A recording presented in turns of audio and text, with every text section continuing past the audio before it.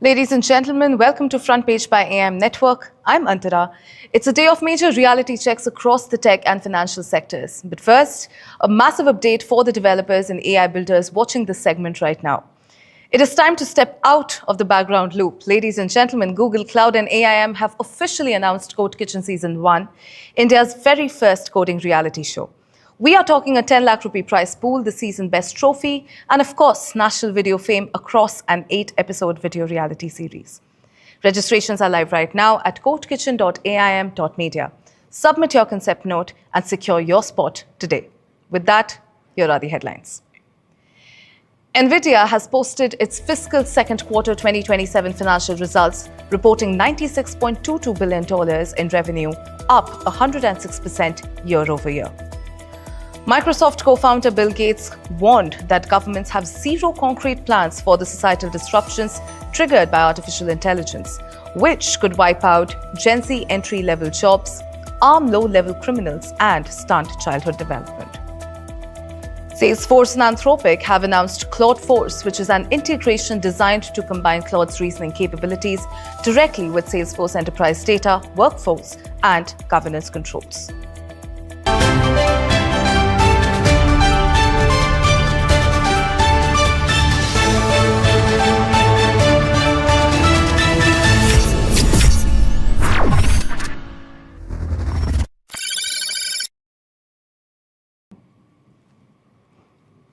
Nvidia has delivered another enormous quarter that completely redefines the scale of tech earnings.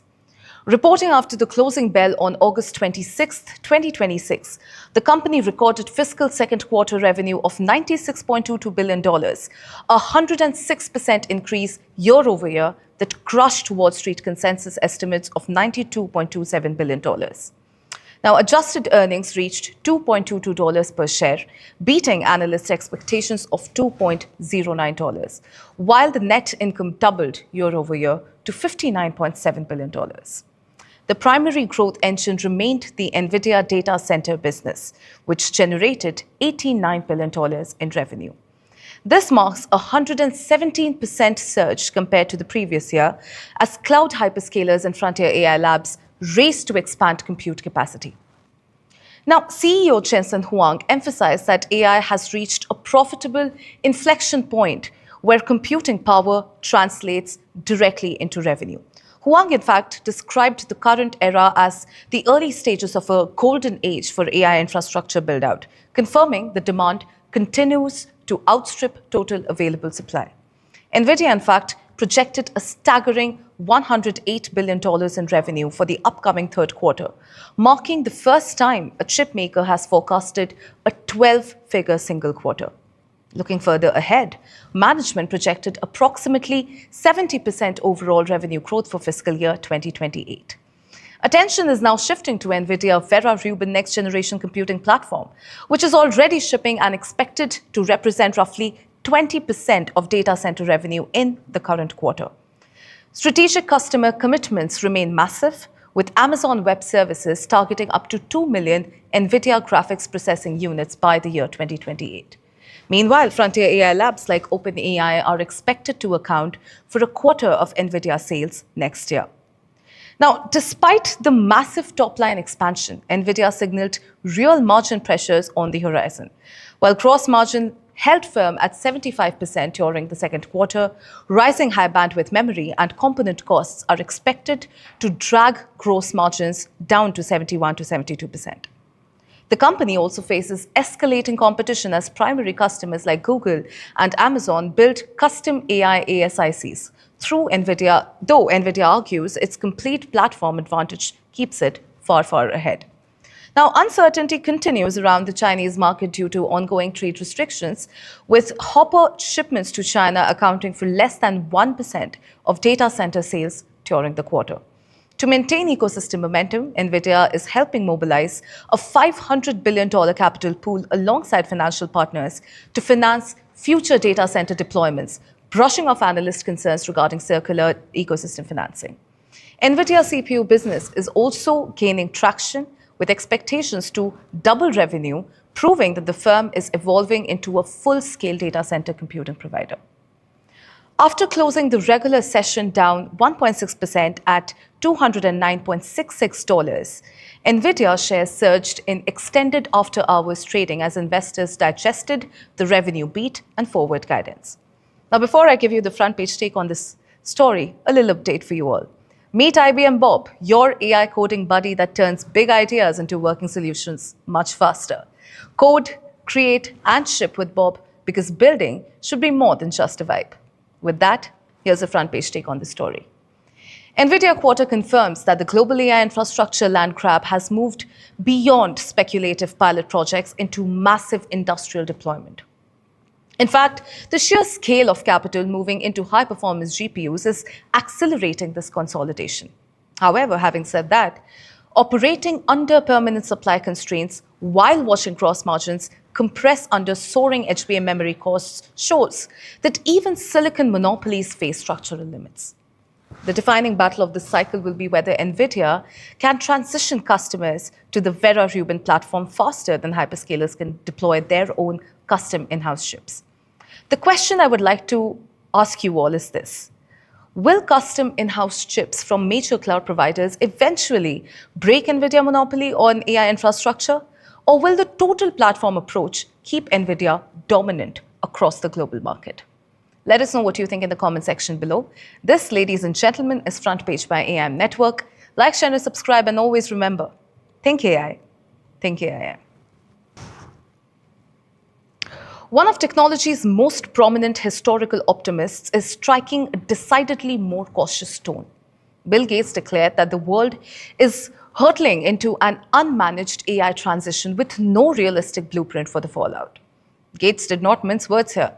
He said that AI will either become the ultimate equalizer or the most brutal engine of inequality humanity has ever created.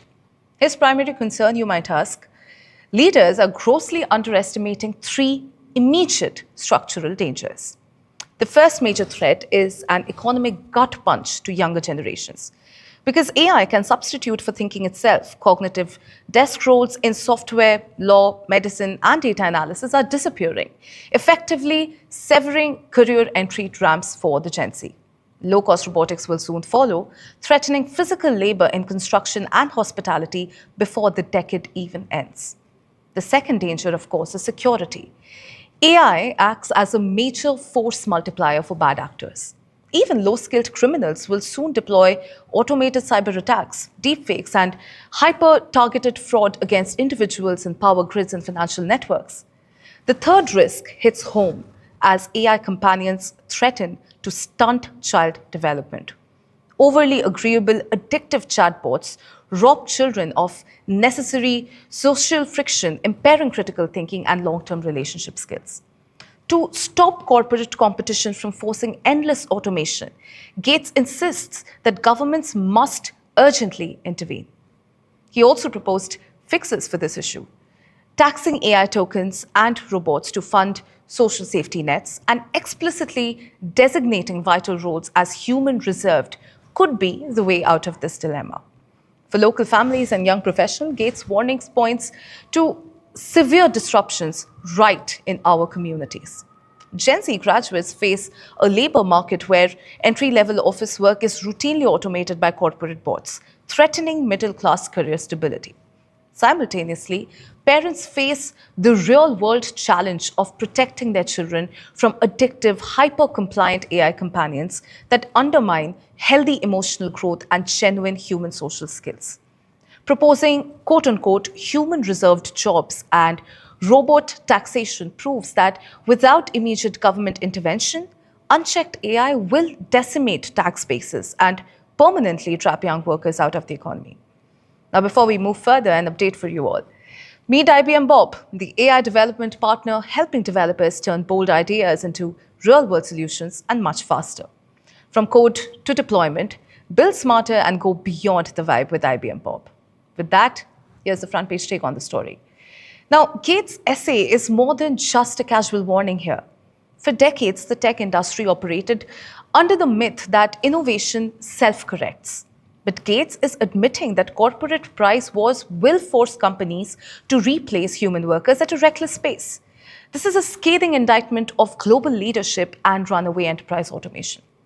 The question here is this: will world leaders force tech giants to sort of slow down and protect human workers, or will corporate profits keep driving AI automation at full speed, regardless of the social cost? Let us know what you think in the comment section below. This, ladies and gentlemen, is Front Page by AI Network. Like, share, and subscribe, and always remember, think AI, think AI. Salesforce and Anthropic are taking their AI collaboration to a much, much deeper level. The two tech leaders officially launched Claudeforce on August 26, 2026. The central goal is shifting user interaction away from manual software interfaces. Instead of workers clicking through CRM screens, users can ask Claude to analyze business data and carry out approved operational steps automatically. The partnership builds on an integration roadmap started back in 2024 and expanded in the year 2025 across Agentforce and Slack. The initial product offering debuts as Salesforce and Claude, a dedicated plugin tailored specifically for sales teams. It arrives with the 37 pre-built revenue cycle skills, covering pipeline reviews, deal health audits, meeting preparation, and lead triage. Salesforce describes the experience as providing an AI chief revenue officer for every individual seller. Security rules remain tightly enforced throughout the workflow. Actions taken through Claude route directly back through the Salesforce business logic, ensuring existing administrator permissions and zero data retention standards apply. Under the hood, Headless 360 exposes CRM applications, data, and governance directly to AI agents using the Model Context Protocol. Meanwhile, the new AI Force harness acts as the enterprise connector linking business logic to external model providers without requiring custom integration code. The integration flows in both directions here, with Claude serving as a primary reasoning engine inside Agentforce and powering Slack experiences like Slack Bot and Claude Tag by default. The launch of Claudeforce sort of coincided with Salesforce reporting its fiscal second quarter 2027 financial results.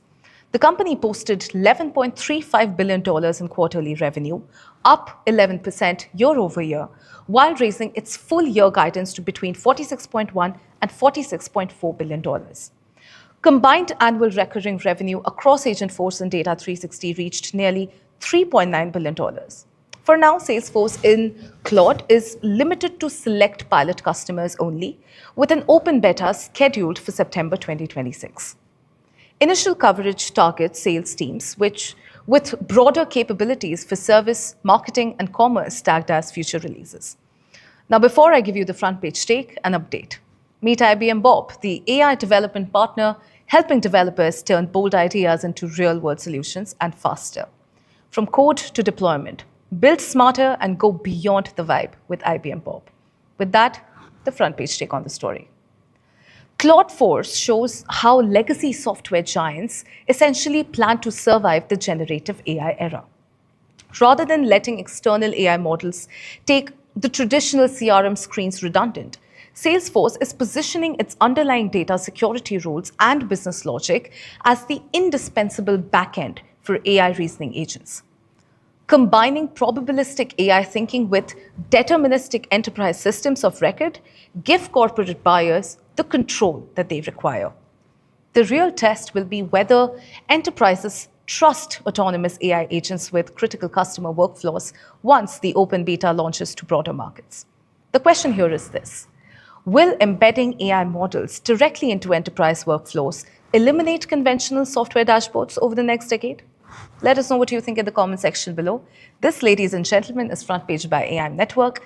Like, share, and subscribe, and always remember, think AI, think AIM.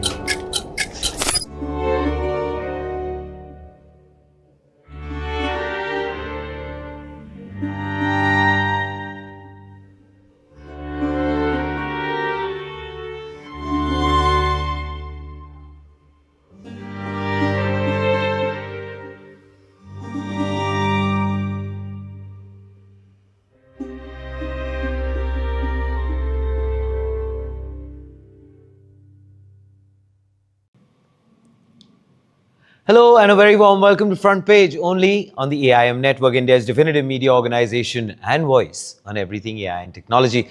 Truly a pleasure to have you all with us. And of course here, without further ado, are the headlines. PM Modi chairs the 53rd Pragati meeting reviewing 30,000 crore rupees infrastructure projects, pushing AI for AgriStack and flagging digital arrest scams as a rising concern. DN Solutions has inaugurated its first manufacturing plant in India, fully deploying its 600 crore rupees Phase 1 investment in Bengaluru's ITIR industrial area. India and Japan deepen AI, energy, mobility and deep tech ties as Goyal pushes capital corridor and startup investments to build strategic economic partnerships. Droneverse founder Pawan Khatri will join us exclusively on Front Page to break down Operation Sindhu's lessons and India's indigenous defense drone advancement.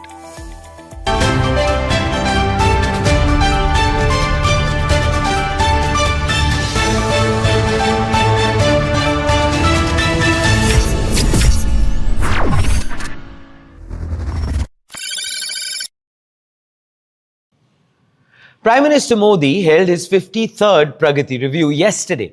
And the two things he chose to spotlight, well, sit at opposite ends of India's digital story.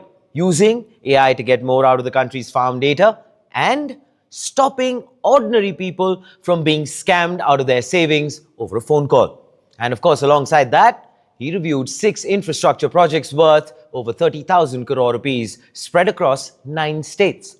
6 projects across railways, roads and power spanning 9 states, all above 30,000 crore rupees combined. Now, PM Modi's specific push: stop treating these as isolated packages or stretches, review them end to end, since, well, delays don't just cost money, they delay everything the project was actually meant to deliver to people. He also pushed ministries and states to look for shared utility corridors when planning new transport and infrastructure projects, and of course, paired speed with the demand for uncompromising quality and stronger supervision at every stage. Now, reviewing AgriStack under the Digital Agriculture Mission, PM Modi specifically called for using the latest digital technologies, including AI, to get more value out of agricultural data. His framing: the data ecosystem should run across the entire agricultural value chain, from input planning to processing, so decisions get more targeted and data-driven, not just digitized for its own sake. He, of course, also went on to praise what states and the centre have built so far on AgriStack and pushed for it to go further. Separately, PM Modi reviewed cyber fraud cases, including digital arrest scams specifically, and said prevention needs sustained training, awareness and education, not just enforcement after the fact. He called for continuous targeted public awareness campaigns aimed specifically at senior citizens, youth and other vulnerable groups, to teach them, which is common fraud tactics and warning signs. And of course, on the enforcement side, PM Modi asked for regular capacity building for the personnel handling these cases, so new fraud tactics get identified and acted upon quickly, not after they've already spread. Well, which then brings us to the front page take. But before we get into the details of the front page take, let me introduce you to IBM Bob. Yes, Cypher 2026 is presented by IBM Bob. Can you look at Bob? Looks wonderful, doesn't he? Say hello to Bob.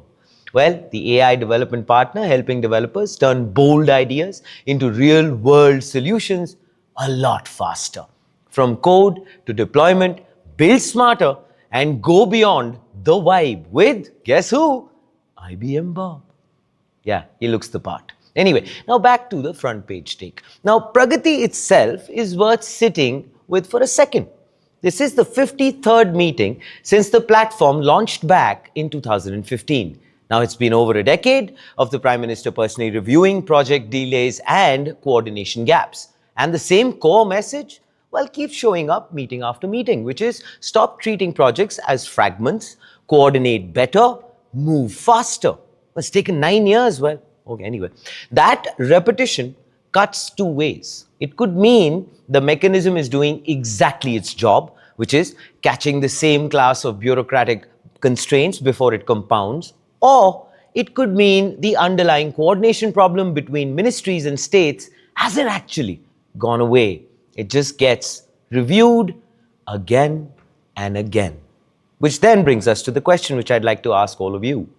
After 53 meetings, is this system fixing India's coordination problem, or just honestly repeating it?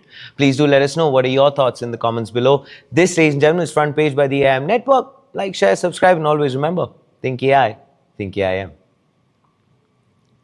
South Korean machine tool maker DN Solutions is making India a central pillar of its global manufacturing strategy. Now, the company officially inaugurated its first Indian manufacturing plant on the 26th of August 2026. This marked its first overseas factory investment since opening its Yantai facility in China back in 2003. Wow, that's quite some time. Now, DN Solutions has fully deployed its phase 1 investment of 600 crore rupees, or approximately $62 million, into the 25-acre site developed alongside the Karnataka Industrial Areas Development Board.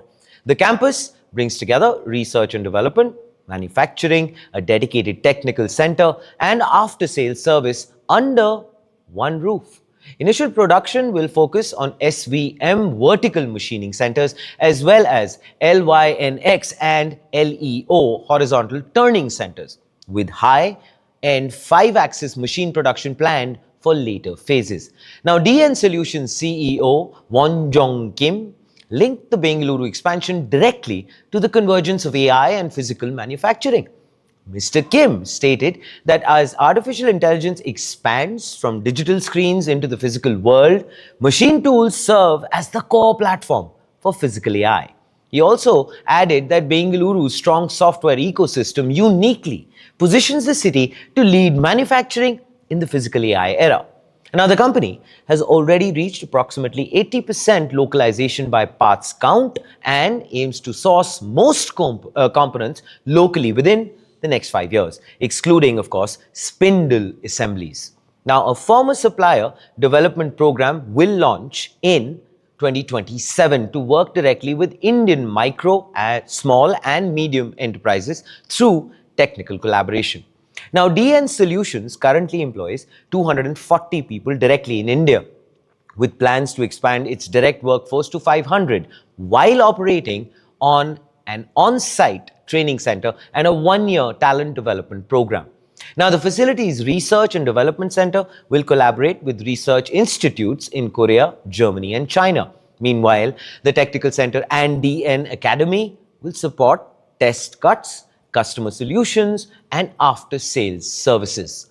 Now, this launch builds on the company's long-standing presence in India, where it began sales in 1994, established a Bengaluru Technical Center in 2008, and then created its Indian subsidiary in 2016.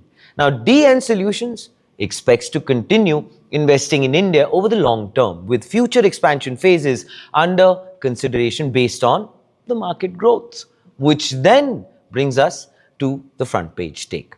Now, this facility is yet another confirmation that global industrial leaders view India as a primary co-development hub for advanced automated manufacturing. The entry of a major South Korean machine tool maker with local research and development capabilities goes on to actually accelerate India's transition toward high-precision, smart manufacturing. Sourcing components locally and training hundreds of young engineers creates genuinely a very strong capability boost for domestic suppliers and small businesses. Furthermore, pairing machine tools with Bengaluru's software ecosystem sets a very clear precedent for how physical manufacturing and digital systems will integrate across global supply chains. Now, will the integration of software engineering with local precision manufacturing establish India as the primary production capital for physical AI hardware? Well, that's the question, which I guess begs an answer, which then, of course, I would request you to go ahead and shed light on the same in the comments below. But before I leave you, let me, of course, also remember to tell you the fact that IBM Bob presents Cypher 2026. You thought that I forgot about Bob? Not at all. How can anyone? IBM Bob presents Cypher 2026, which is India's biggest AI summit and expo. And of course, Bob is the AI assistant, which helps you code, deploy, and do a lot of things a lot faster and allows you to just go beyond the entire vibe of coding. Because IBM Bob means business. And I'm pretty sure when you work with Bob, so will you. Like, share, subscribe. Think AI, think AIM. India and Japan are taking their economic relationship into a new territory. The 16th India-Japan Annual Summit happened in July. Now, as Commerce Minister Piyush Goyal follows up in Japan, the focus is turning those summit commitments into AI projects, resilient supply chains, clean energy, and industrial partnerships. And of course, Goyal is adding another ambitious idea, which is a Japan-India deep tech capital corridor and a Shark Tank-style platform to connect startups with Japanese investors. Now, the July summit elevated India and Japan to strategic AI research and development partners. The plan covers the entire AI stack, from models and applications to secure digital infrastructure, data centers, GPUs, compute resources, and semiconductors. And there is, of course, already a specific project. IIT Bombay, Bharat Gen, and Japan's National Institute of Informatics will jointly work on large language models with a focus on scientific reasoning. Meanwhile, Sarvam AI and Japan's preferred networks will collaborate across the AI technology stack, including foundation models. India AI and Japan's METI will also work on business matchmaking, policy exchanges, joint projects, and shared computing resources. Now, this is where the relationship gets much bigger than just AI models. India and Japan signed a joint declaration on economic security, targeting project-based cooperation in semiconductors, critical minerals, ICT, including AI, and clean energy. The logic behind that was this: you can't build a resilient AI ecosystem if you, well, don't control access to the chips, minerals, compute, and energy behind it. The two countries also agreed to strengthen energy resilience, including cooperation on strategic crude oil and petroleum product reserves and maritime energy transport. Now, there's also, by the way, a battery cooperation framework aimed at building trusted and sustainable battery supply chains. And the next generation mobility partnership expands cooperation beyond automobiles into railways, aviation, shipbuilding, ports, logistics, and roads, with the explicit ambition of making India, and I quote here, a make in India for the world, end quote, manufacturing base, by the way. Now, this is where Goel's current Japan visit becomes particularly poignant. At a startup roundtable in Tokyo on the 26th of August, he proposed a Japan-India deep tech capital corridor designed to bring more patient capital into Indian startups, which, by the way, is the need of the hour, including early stage companies. He also proposed a Shark Tank style pitching series where Indian startups pitch to Japanese investors and Japanese startups pitch to Indian partners. Well, the vice versa of it all. And there's, of course, another funding angle.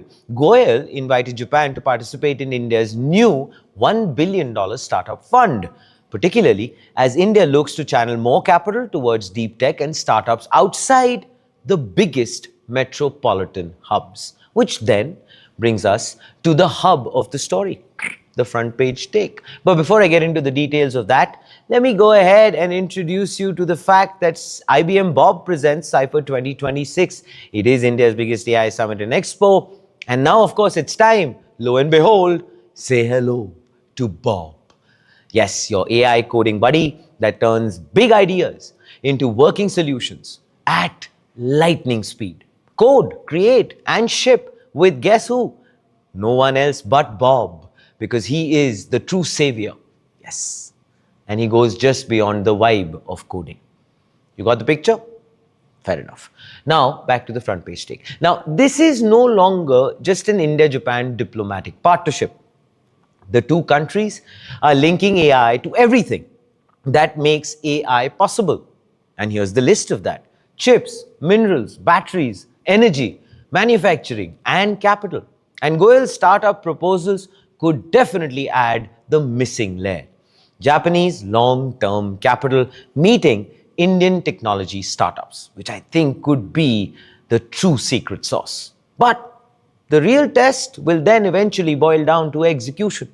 Can these partnerships produce companies, technologies, and supply chains rather than just, well, simply more MOUs? Which brings me to the question: can India and Japan build a serious AI and deep tech corridor? Well, if you honestly ask me, I really wish and pray that we can, because Japan brings a legacy of technology prowess. They, at the end of the day, have been champions as far as semiconductor manufacturing is concerned. Well, it's unfortunate that they are right now not leading and TSMC is, but you know what will happen if you have such a powerhouse of a manufacturing giant aligning with you? You are in a big way going to be able to deal with any form of arm twisting that might just take place. Could be geopolitical, could be a decision of a company to go ahead and align its supply chains, etc., etc. So if you've got Japan on your side and the way India is pushing as far as the ISM 2.0 is concerned, you never know. That just might be the kind of breakthrough that our country needs today. But then, well, those are my thoughts. Please do let us know what are yours in the comments below. Think AI, think AIM.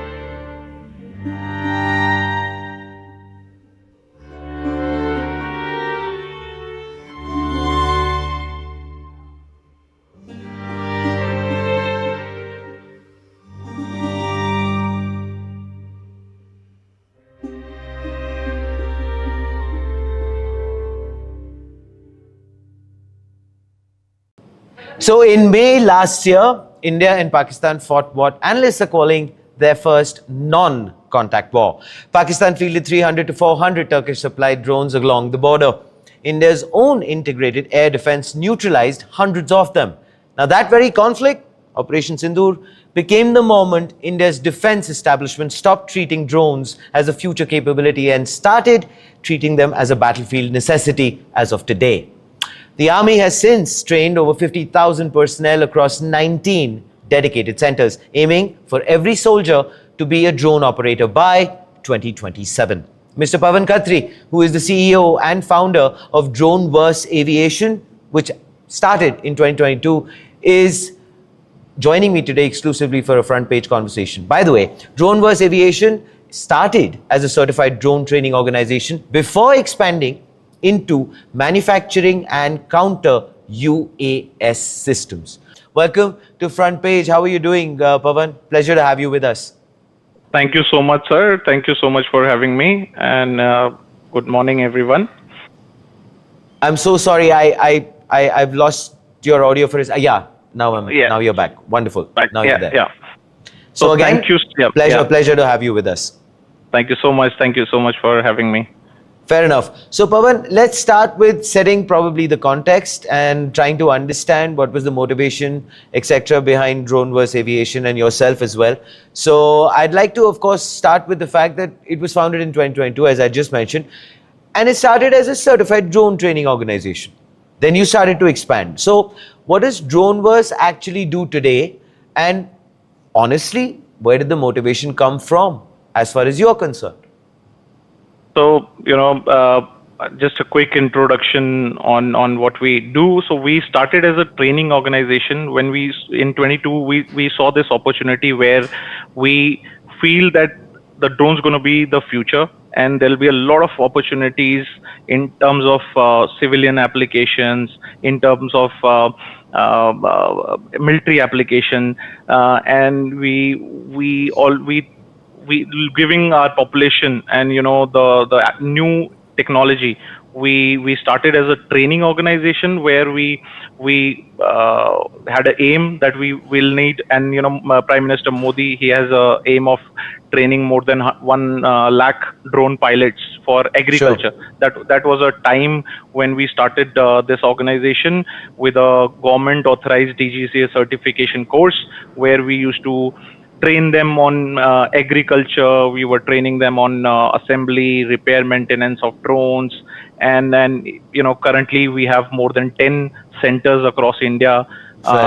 These centers are equipped with training equipments, instructors, assembling. We teach assembling of drones, repair and maintenance, how to do survey, how to do FPV flying. So there are different programs from basic to intermediary to tactical battlefield programs.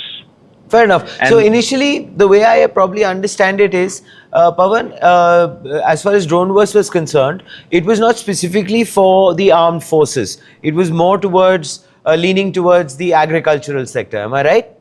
That's right. We in 22, the market was more towards agriculture, survey, and training part, and eventually we got a lot of queries from Indian Army, from paramilitary forces, that and there was a lot of push from the government to include drone in whatever they are doing.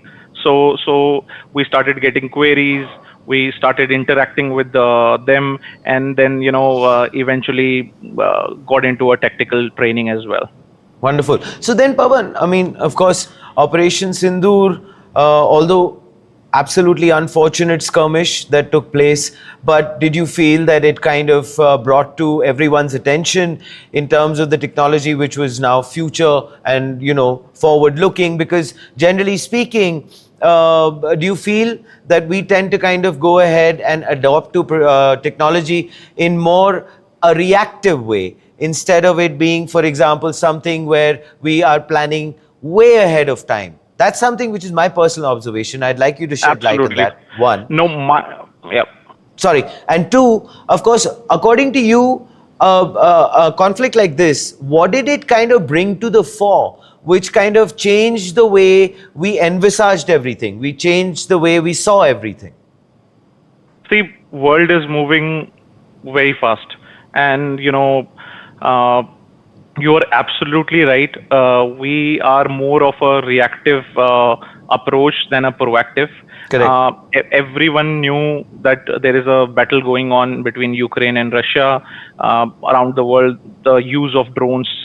There are our adversaries, especially if you see, China, Turkey. They are good in, Sure. they picked up this technology way ahead of time, and currently they have a good industrial base, and we are more on a reactive side than proactive.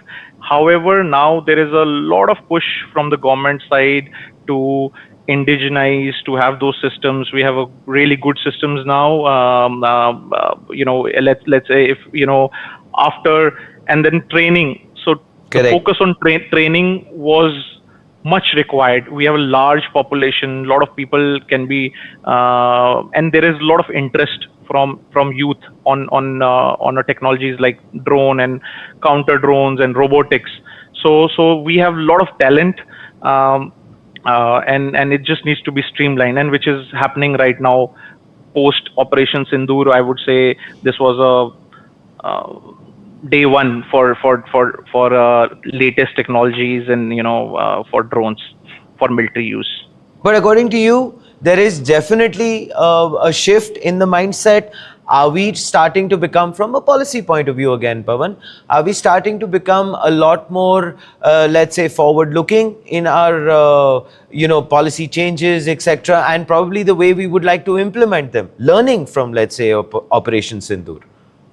Absolutely. So there is a definite change in the mindset from unit level to a command to the headquarters. There is a lot of push. All military people, all paramilitary people, they are implementing this technology very fast. They are very eager to learn this, use it, make it themselves. So now we are also having few joint ventures and Nice. MOU signed with the army, where they are saying that we want to build all within us. We have a capacity, we have a space, we have people. Sure. So can we have those kind of setups with us? So we are supporting there as well. Pawan, tell me this. I mean, it started off as, the company DroneVerse started off as a certified training company, and then there was, of course, a leap of faith that you took along with your team, where you went into manufacturing, and then you went into UAS systems, etc. But it's not an easy journey, let's be honest. I mean, it's a whole new technology. You're dealing with a lot of, pioneers in the market globally, etc. So probably walk us through that. What kind of got you thinking? Was it obviously the opportunity? One. Two, was it the cost aspect? I mean, these are just few things that come to my mind. So earlier, most of the technology or majority part was imported. Sure. And when we were training, we got this feeling that, there has to be a technology development within house. You can't be dependent on any country for any critical, because they are fighting their own problems. Agreed. There is a demand, and those supply chains can be disrupted anytime. So that's when we got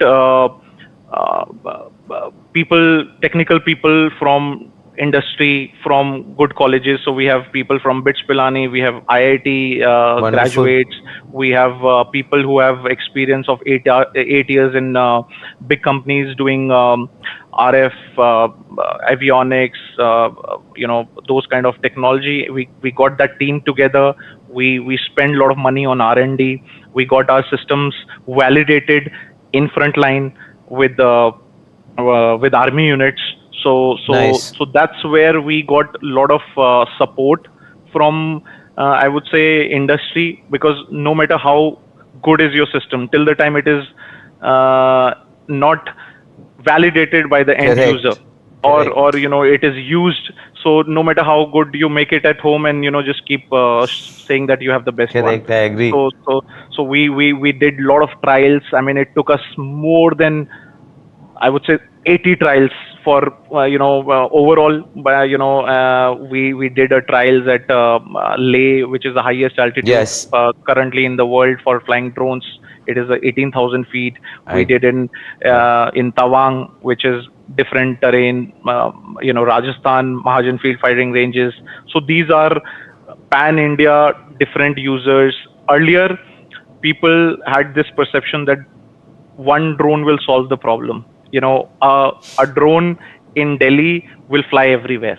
So now this mindset has been changing, where army has and the defense forces have also realized that there are limitations and there are different products needed in different environment. Walk us through that. I was actually going to follow up by asking you that what makes it so different to go ahead and test it at 18,000 feet at Leh, for example, vis-a-vis, let's say, a desert area, vis-a-vis, let's say, a different mountainous terrain, etc., or sea level perspectives. Okay, so most important lesson learned is after the Operation Sindoor is that you need to have a EW capabilities in any drone. So the drones which were there didn't have too many of EW capabilities earlier, which is the electronic warfare capabilities, and now the shift is totally towards having the equipments which can fly in a GPS and denied environment. Right. They can fly in a jamming environment, and based on that learning, we quickly adapted with our team, and we got the best technologies. Partnered with few companies with 100% technology transfer, and then indigenize those systems in India. And currently, we're delivering those systems to Indian Army. What, according to you, was the biggest challenge, Pawan, which you kind of faced or Droneverse faced, and finally by the end of it, when you solved it, it was probably one of those eureka moments, or that huge breakthrough moment, which sets you apart from, let's say, the rest of the crowd?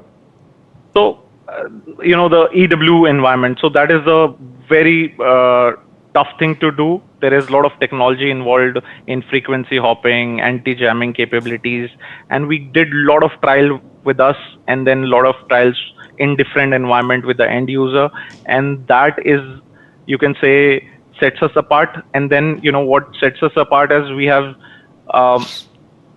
supply chain which is solved. So we still are dependent on at least 10% of the critical components which we need to import, just like camera and few other things.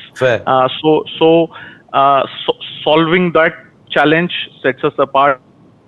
Getting good feedback reports, that's a different. We have That's a big one, to be honest. Supply chain is a big one. I mean, 90% if you've been able to localize and indigenize, and you're only dependent, and I'm pretty sure you're working very hard to also go ahead and convert that 10% into a local method, because yeah, that's a big one. The reason I asked you this is, Pawan, because of this. Let me give you a few numbers. This is a crowded space. This is not like a niche space that you're going ahead and occupying.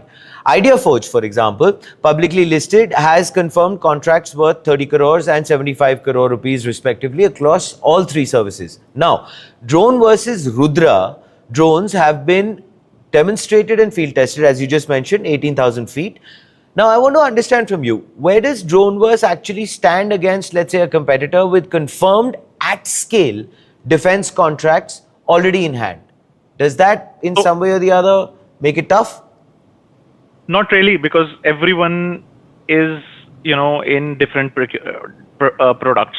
So there is, fair enough. Ours is a low-cost FPV kamikaze drones, which are used in mass and used for kamikaze purpose. They do mostly on surveillance side.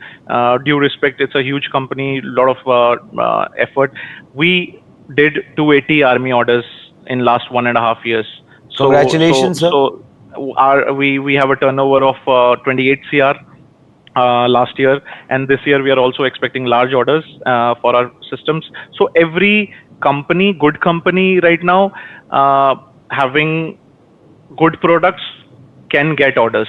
But if you are just assembling drones and you're getting your supply chains are not sorted, then you will get stuck. A lot of people, if you see, this is a crowded space because anyone can go to internet and make drones, but Correct. there is, so that doesn't solve the problem.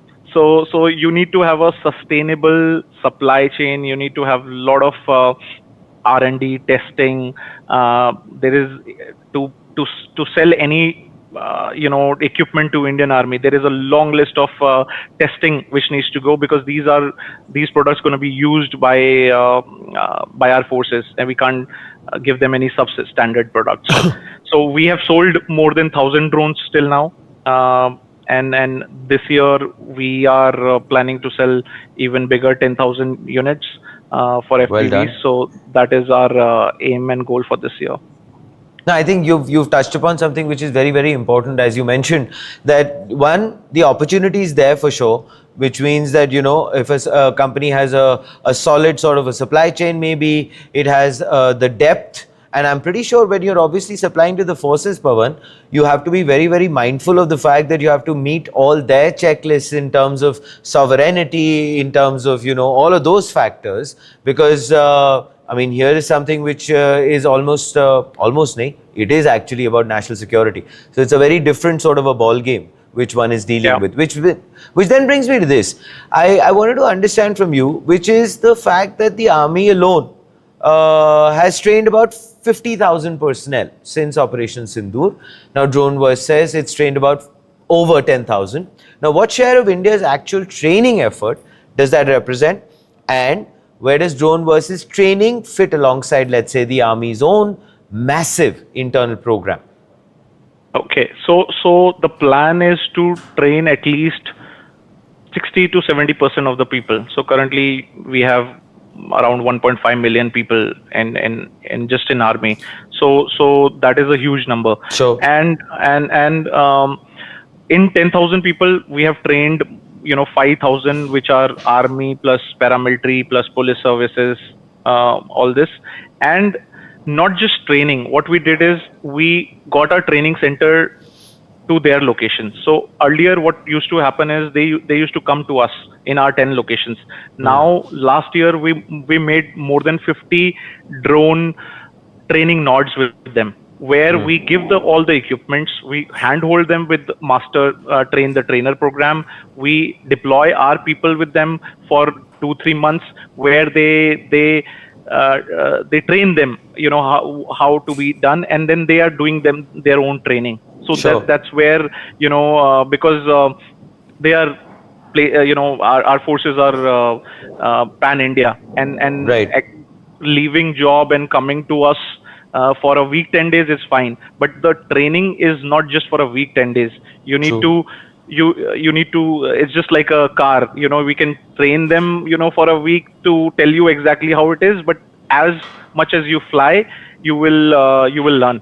And then we give them simulators also. So our simulators are different models. So every drone is different. So one is ISR, one is kamikaze, one is fiber optic spool, Sure. how to fly in night, how to fly in day, when it's raining, how to use different ammunition features. So all this is in the simulators.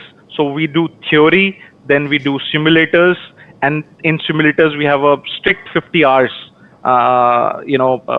thing. So once you cross that 50 hours, we give them their first drone to fly. And then our drones are very rugged systems. So if it falls, if it hits the building, nothing happens. Really happens. And then we teach them how to repair them. So our focus is not just the drone. Our focus is on components. So the future is not the system itself, but the part which goes inside that. Very well said. So there'll be every month or 2 months you will see different designs, different drones coming.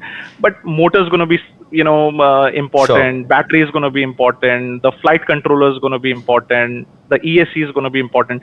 And our strict policy is China free. So our fair point. Most of the Or for that matter, in this case, Turkey free as well, sir, because there was a clear 100%. understanding there. 100%. Turkey free is the most important, and China free, Turkey free, and all adversaries. So building that supply chain around that is the most important part. Pawan, tell me this very quickly. You talked about different kinds of zones, drones, etc. I want you to probably maybe, if you can, tell us what kind of payloads are we looking at? What kind of, let's say, the technical specs that which we are looking at? It would be a great education for all of us. Right. So we start from the smaller drone. We have a drone which is a 50,000 rupees drone. It's a DIY kit where any person can assemble it in 15 minutes, and you can put any payload, and it is a training platform just for someone who is the first time using a drone, because you don't want to give him a very expensive drone and have a problem. Then from training drone, there are ISR drones, which are surveillance drone. So surveillance drone is you have a day and night camera, which is you are doing a surveillance. Our drones can go 15 kilometers, do the surveillance, fly in a EW environment. And then we have a tethered system where a drone has a continuous power on a system, and you can do a surveillance for 8 hours without replacing a drone. Oh, nice. So that's a tethered drone. Then you come with the long range VTOLs where which are so our drone long range VTOL is 100+ kilometers one way, and that's used specially for surveillance purpose. Sure. And then drones come with the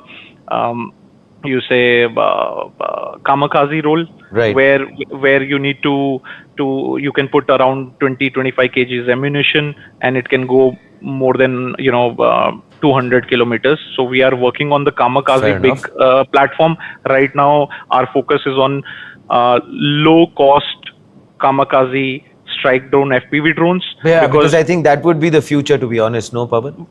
Because see, 75%, more than 75. If you see Ukraine and Russia war, 75% of the casualty happens from FPV drones.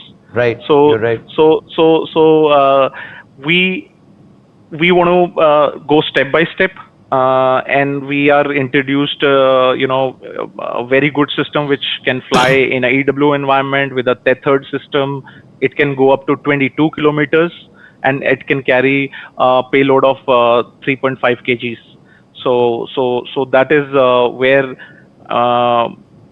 our big this year we are discussing with a lot of units for large procurement, and then we have a surveillance drone, and then eventually, and we have a huge complete suite of anti-drone systems as well. So we make our own jammers, we make our own detection systems.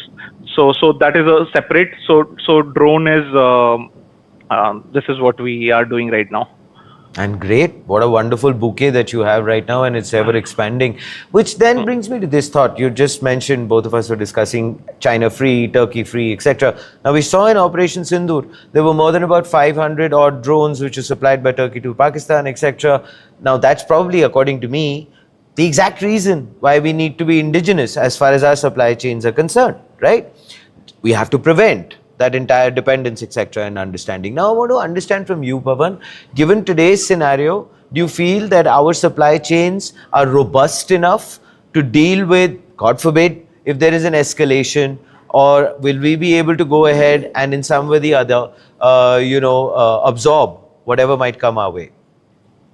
So, if you talk about our company, we have 90% indigenizes with 100% technology transfer rights with a technology transfer. So based on my order supply, based on my demand, I can do 100% right now. Okay. So similarly, if we say right now in drones, we are not 100%. We are not making 100% of the systems in India right now. We are still dependent. However, slowly, I would say within a year, we will be able to do 100% indigenization. Which is then very encouraging, because at least then we are all on the right path. Because a year down the line, and you feel at some level or the other, we might have some sort of breakthrough technology coming, let's say a year down the line, where we might be leading the overall situation when it comes to the global landscape. Absolutely. How we did it with BrahMos, Nice. similarly we will. Only thing is, there needs to be a lot of support to the startups from I the agree. government side. Is it there, by the way? It is there, but there can always be room for improvement, because For if sure. you see on the news, we are procuring 50,000 crore of drones, 20,000 crore of drones. So we need to see how much is going to the startups. So if we see, let's say 500 companies in India are making, let's say, it's not even 500, so 200, 300 companies are making. And if we give them a crore rupees order and see, so how US is procuring drones right now is they are setting a parameter. Sure. They are saying, okay, you bring your drone, we'll set up a parameter, you achieve that and take orders and deliver. And then based on your delivery timeline, your product performance, you'll get the next order. And then, Which is logical. once we give you, let's say 1 crore rupees order, and you deliver on time, your product is good, Sure. your after sales is good, you don't have a financial problems or whatever, because it's not in defense, it's not just supplying drones, it's after sales also. There is Very important. you need to be there for them. You can't just give them a product and drones going to fall, people going to crash them. So you should be always there to support them. Absolutely agree. So that parameter needs to be evaluated. But okay, so you mentioned right now, as far as the United States is concerned, that's the procurement policy, which according to me stands to logic. What is the policy as far as India is concerned, and where is there in terms of the room for improvement? So now this year there has been a lot of improvement in terms of decision making at the command level, at the unit level. The budgets have been doubled, and people have been told, okay, you are in a different location, you have a different requirement, you go and buy yourself. Headquarters will do procurement differently, and then command's going to do differently, the battalion's going to do. So there is a lot of decentralization which is happening right now, which is a good thing, which has already done by Indian Army or our forces. So essentially, administratively, things have become relatively easier. The red tapeism has gone down, which then obviously encourages the startups, etc., to feel motivated enough to go ahead and take on the initiative. You know what you just mentioned, Pawan, reminded me of what Dr. Kamakoti had mentioned to me in one of the conversations that I'd had with him. He says that, he actually encourages the government and the industry at the same given point in time to give orders to a startup, because that is true motivation. Do you agree with that? Because, I mean, you just started up in 2022. 100%. So, if you see data of how many startups took time to get the first order or the repeat order, there'll be a lot of improvement needs to be done. So if you see any developed I mean, if you don't have orders and you spend a lot of money in securing, startups are, it's difficult, for a college student or someone who's leaving a job and doing a startup. So we need to give orders. So we need to have a different policy for startups, for defense, where it is clearly said, okay, you do this, you get the order, and then based on your performance, you'll get the next order. Fair point. And if you see, there's a large procurements going on. I mean, and then there is a lot of issues for startups, like, defense license is required, which takes a lot of time. You need to have your own factories. So arranging that finance part for startup is also a little difficult. But there is a lot of what? Let me go ahead and contextualize this for all our viewers with a number. $1.27 billion is roughly what the India's defense drone market is valued at. Global markets are, of course, exponentially larger. So to expand further on what you just mentioned, Pawan, what do you think will it actually take for an Indian drone company to win contracts abroad, not just at home? If your systems are good and you are able to supply to Indian Army with their tough criteria for clear, procurement, you will be able to sell it outside easily. So there is a huge demand outside, and there is a lot of scope. We are the most cost effective, I would say, in terms of defense products right now, and there is a huge scope for exports, not just Indian defense, but also exporting these systems to our friendly nations. Tell me this, Pawan. I mean, you obviously are very deeply, ensconced in the entire system, the entire ecosystem, as far as, the company is concerned, who are supplying drones to the Indian Army, of course, and, abroad as well, I'm pretty sure. But what is the general tonality? Is it that there is enough scope right now for us to go ahead and fulfill before the, order book here is satiated, and then we should start look outwardly? Or is it that we can do both things parallelly? So if you see all the large defense organizations right now, their order books are full. So they have a lot of large orders. If you see big defense companies, the startups, they are still getting those orders. Getting a large order from defense takes time. Sure. And once that is there, I think we should eye, because India itself is a big market. We have a huge demand and requirement for all systems. Let's say drones, counter drones, and Agreed. UGVs. So unmanned ground vehicle, underwater drones. We are working on underwater drone with the Navy as well. Nice. So there is a huge demand for.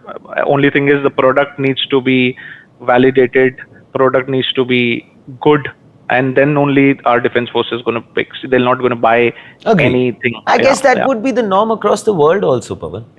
Yeah. Okay, as far as the tactical and the technical aspects are concerned, small tactical drones, as you just mentioned, you're working on underwater as well. But let me, of course, now try to draw your attention to this. So, small tactical drones have reached genuine operational maturity in India, which is the larger systems. But when it comes to the larger systems, counter UAS at scale, which is long-range platforms, remain mostly at prototype stage industry-wide. So, as far as drone versus own technology is concerned, where is it right now on that particular spectrum? Is it proven? Is it deployed? Or is it still being validated?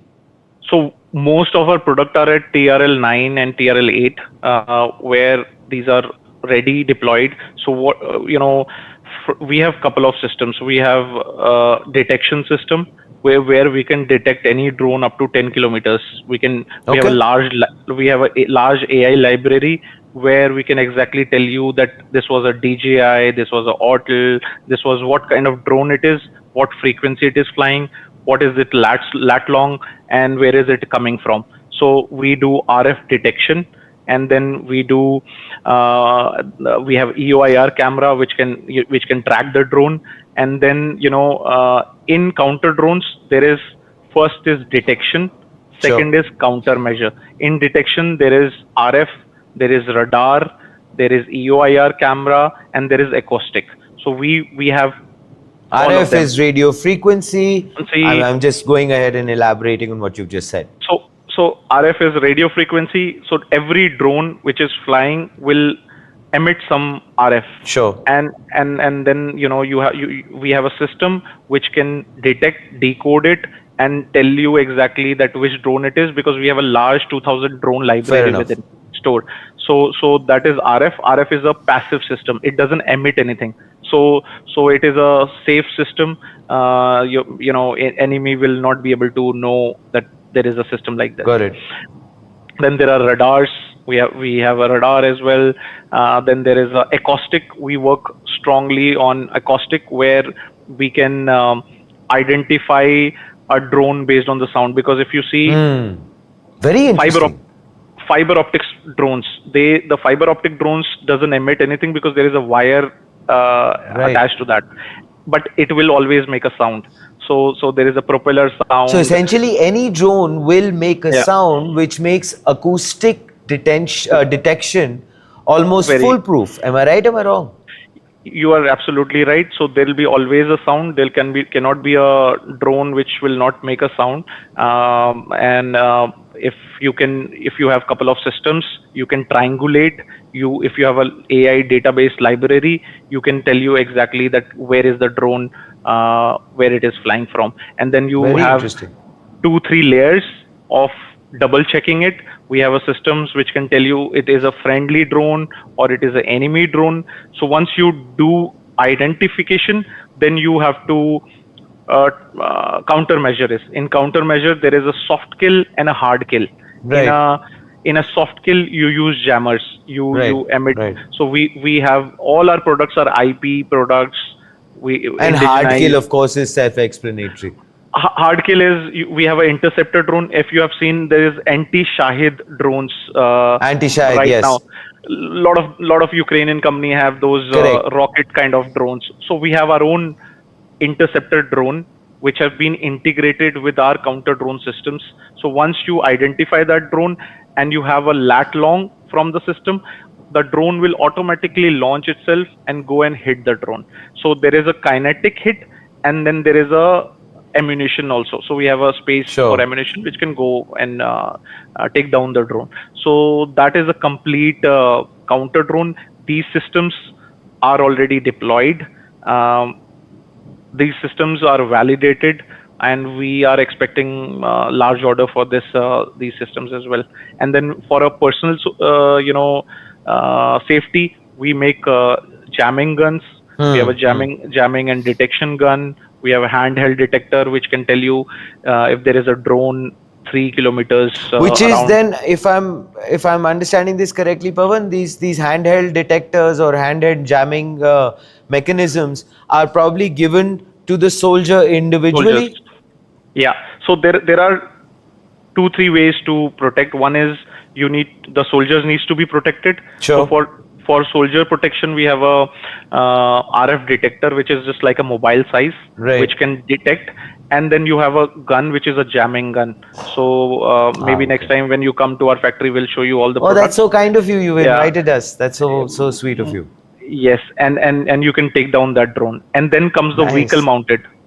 So vehicle mounted does everything, but it has a larger area to protect. So fair enough. So with a vehicle mounted, you can protect a 10 kilometer area, and then there is a base protection. So for a base protection, we can increase to 15 to 20 kilometer, and there are different layers. So a radar will work. So we have a specialized UAV radars which can detect a drone up to 20 kilometers. And after that 20 kilometers, when the radar is detected, the RF detects at 10, and then EOIR detects at 5, and then you take a decision if you want to take it down. So it's a layered method. Yeah. So that's a counter US layer which we have. Fascinating, Pawan. Thanks so much for that knowledge and education that you just shared with all of us. I, of course, want to kind of go ahead and then further tickle your brain on this.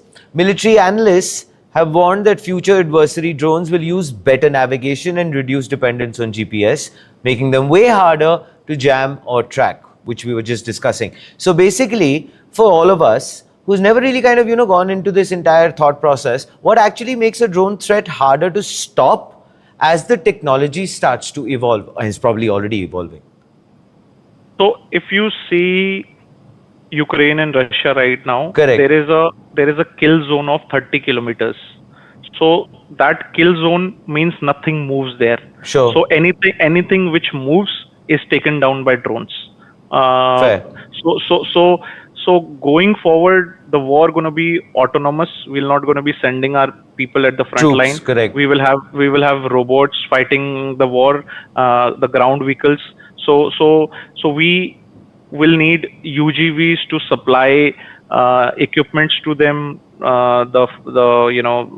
rations or whatever at the front line, and then there'll be drones which will be flying in that area, and anything moves will be taken down. And there is a lot of use of AI now in defense sector. So every system which gonna be there will be GPS free, autonomous, and AI.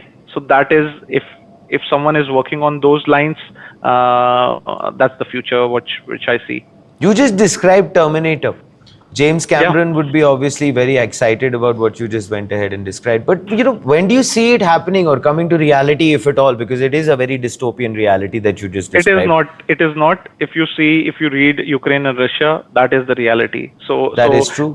A 30-kilometer kill zone in Russia and Ukraine. Yeah, you're right. So if you see the parade, the Independence Parade, which happened couple of days back in Ukraine, there was not a single person doing a military parade. It was all autonomous. Yes. So this was UGVs going, drones flying, and a counter drone electronic warfare shield. So it is happening right now, and the world is moving fast. And What about that's India? Where are we? India, we have a very good systems. We have very large systems to take care of them at every level. That needs to be taken care. We have a very strong air force which can take down any target, which can protect us. We have a strong navy. We have a really large. So if you see past, we have been focusing. No, I was coming from that point of view of what you just described, Pawan. As in, where do we stand as India when it comes down to for something like, you know, everything being autonomous? That's where I'm coming from. So we will be there. I mean, I wouldn't say that we are there right now 100%, and there is a lot of push and understanding at a top level, and there is a lot of support which has been done from top level. They are ready to adapt. That is a big support. So we are moving towards that. I won't say fair enough. There is a still, yeah. No, but also, I mean, you know, logically what this comes to my mind, it has to be a structured approach, Pawan, because, I mean, not everything can be AI, let's be honest. I mean, you know, there is a human element, there is a human reaction, there is a gut, there is experience, there is various things like that. So I'm pretty sure that would be the way it would be nuanced.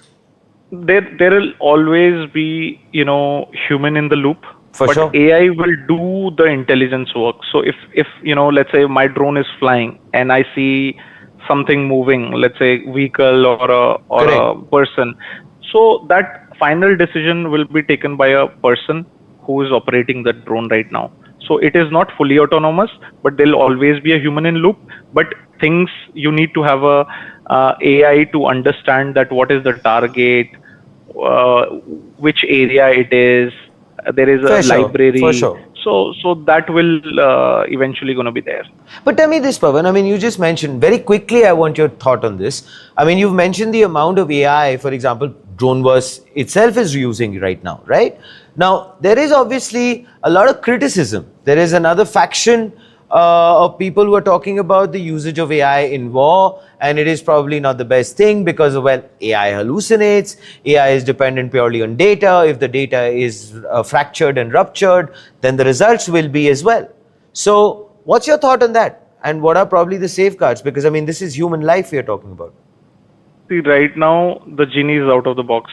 I mean, which is true. You know, yeah. So if you don't use it, someone else will use it. So in terms of war, you know, when things go bad, it is not what is, you know, these things will not going to be there. If your adversary is using, and you have adversaries everywhere. So now even you know, Northeast is a sensitive area.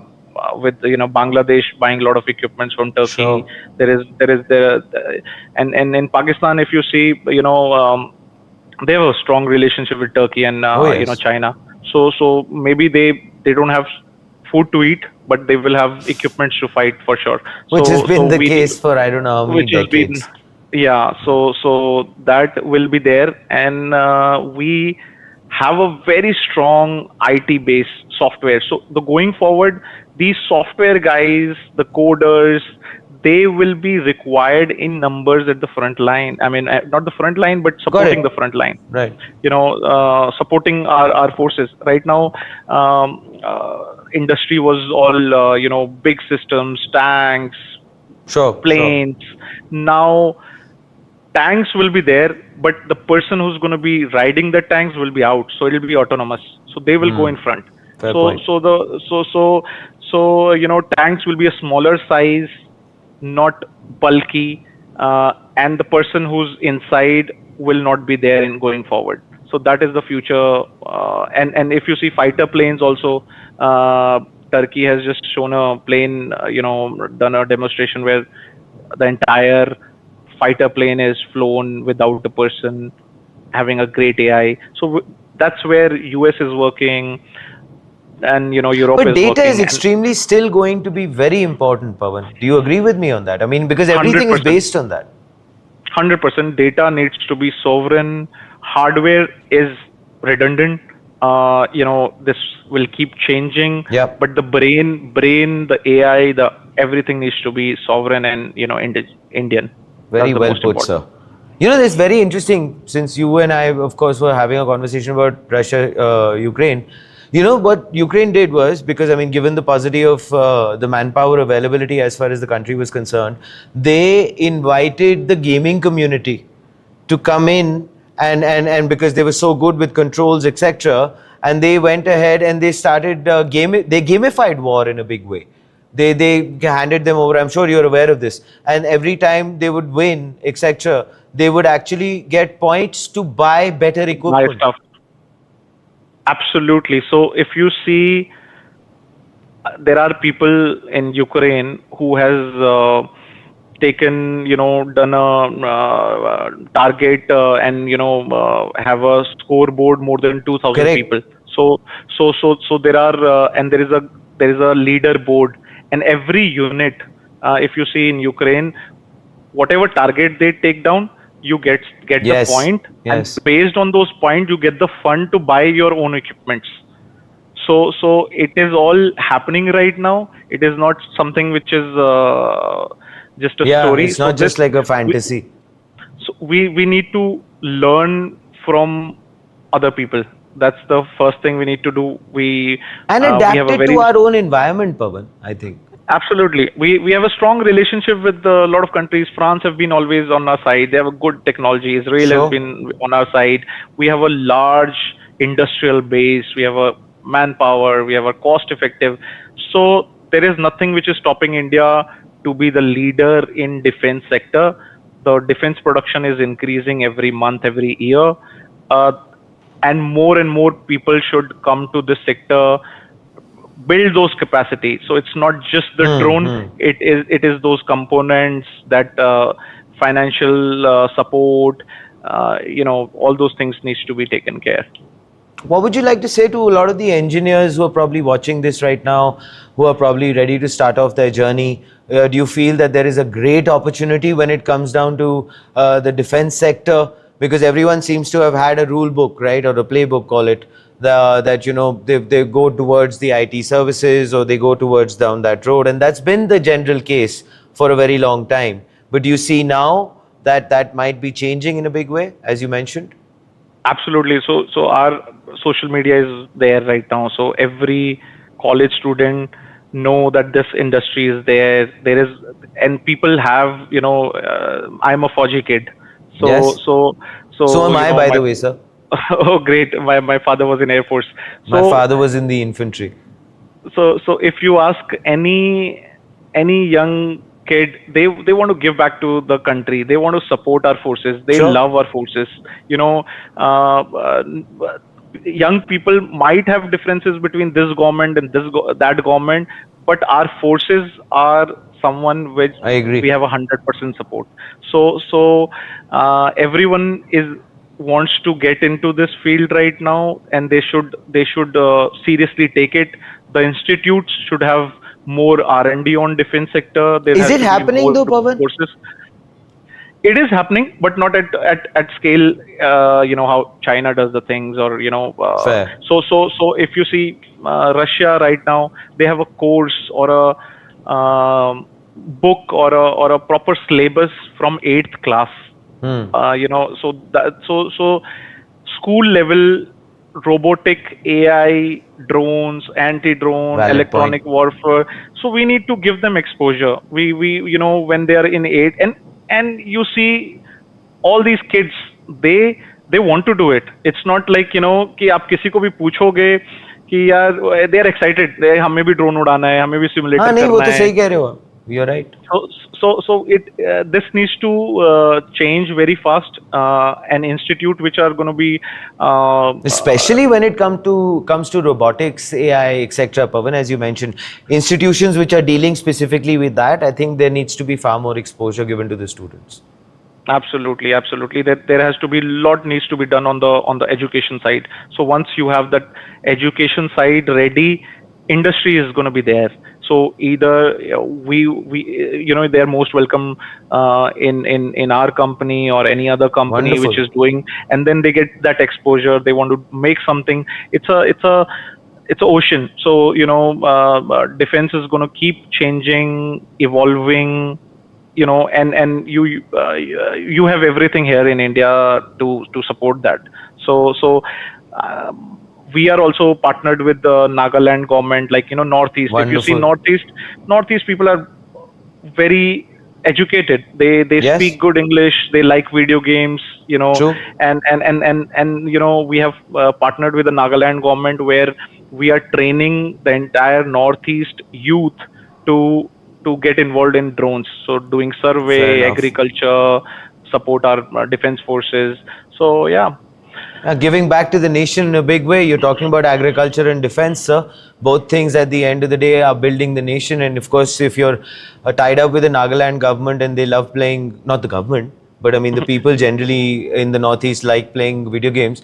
Let me also introduce you to Antara Gupta, who's my co-anchor. She loves playing video games. So she might be a wonderful little asset which can contribute. I don't know, I'm just thinking aloud. But anyway, moving forward, as far as the overall landscape is concerned, how do you see it changing, let's say 2 years down the line? What are the significant changes that you would probably see which puts us ahead in the race? Because till now we have been reactive as we started, Pavan, as a nation, but what will make us proactive according to you? No, I think we are now, the government, the forces, the financial markets, they are very serious about defense sector. Okay. We are getting a lot of financial institute is in the end going to be the bigger contributor to help startups grow and get, and currently we're exporting to 110 countries. So That's wonderful. And most important point I want to add here is that we have 900 components and defense companies in India which are exporting critical components outside. Yes. But we are not working with each other. By the way, there was this recent list announced by the government, Pavan, the 6th list, where we were talking about indigenization of something like 3025 components. Correct me if I'm wrong. This was from the Russian tanks, which was the T-90, which we bought, etc., etc. They're not changing the designs, but they're changing the underlying mechanism on which it's working. Yeah. So it's not just, it's thousands of equipments. I mean, Navy has its own list, Air Force has its own list, and component level, there are, only thing is for startups or tier 1, tier 2, tier 3 cities, there is a lot of challenge to crack the defense industry. And now there is a lot of effort which have been happening to ease that. There are trials, the companies have to do a lot of trials pan India. There is a lot of cost involved in that. So now they are setting up fixed locations for trials, fixed units for trials. The reports can be used anywhere. So there is a lot of movement happening from the industry bodies like SIDM, FICCI, Drone Federation of India. So they are trying their best, and now it's not everyone knows about drones. So drones is something which is so the momentum is right. We have to just keep going the momentum. Government is very supportive, where they are giving a lot of subsidies, land, defense. There are defense corridors. Yeah, that's a good thing. So, what would you like to say very quickly in conclusion? What would you like to say, Pavan, to a lot of probably the funding institutions, or for that matter the VCs, etc., because this is a sector where I believe they are a lot more inclined towards, but the moment it gets into very deep research, there I believe patient capital is required. So do you feel that that area needs probably special attention, or for them to kind of, go ahead and contribute a lot more? Absolutely. So there has to be a lot of support from this financial institute. Orders doesn't come in months. It might take, and then these orders going to be large orders. So you need to play your bet on a right founders, right team, and support them. So yeah, I think financial institute usually works on how to double your money, or very quickly. But defense is a long game, and it takes a lot of capital, and support needs to be done. So that's fair point. Bhavan, it's been a true honor having a conversation with you, and in your own wonderful way, you are contributing as far as the overall growth of the country is concerned, guarding the borders maybe in a big way. And I really hope that you continue your wonderful work, especially also in terms of your contribution moving forward as far as the agriculture sector is concerned, because I believe nobody seems to be going ahead and paying too much heed to that, which requires a lot. Well, thank you so much for being on Front Page. And as the developments go by, we would love to invite you again. Thank you so much, sir. Thank you so much, and pleasure talking to you. And we would, invite you to our factory to meet our team, and see our products, and hope to see you soon.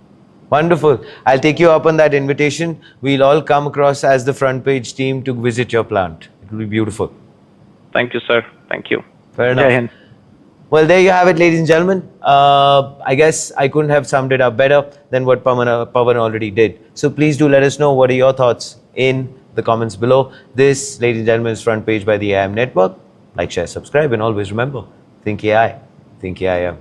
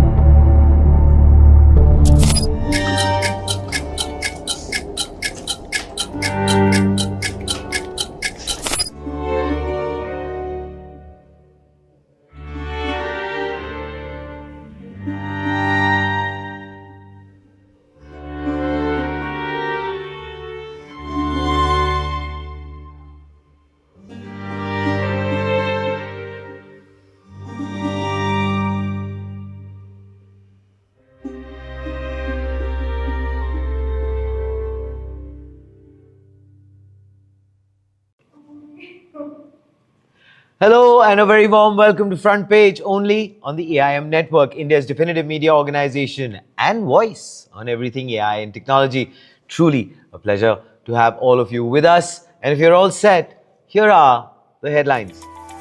AIM names Sharad Sanghi Person of the Year for building NASA's multi-billion-dollar GPU compute infrastructure to power India's AI future. Nvidia moves to acquire open-source AI leader Hugging Face in a reported $12.9 billion deal to tighten its grip on developer ecosystems. Hindustan Aeronautics Limited and HAL-Samtel Avionics have opened a dedicated defense electronics facility in Gurugram to replace imported fighter jet cockpit tech with domestic hardware. Skills Development Corporation NIIT Limited has launched 5 domain-specific AI programs under NIIT Digital, responding to data showing a widening gap between basic AI familiarity and actual workplace capability. Adalat AI co-founder Arghya Bhattacharya will join us exclusively on Front Page to discuss YC backing and tackling India's 50 million pending case load.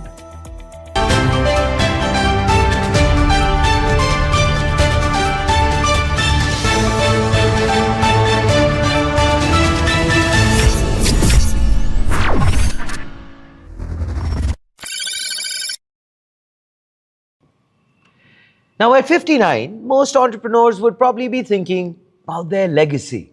Sharad Sanghi decided to start over.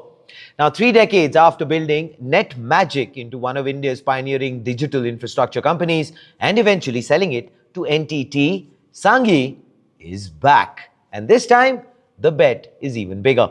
He wants to help build the infrastructure that could power India's AI future.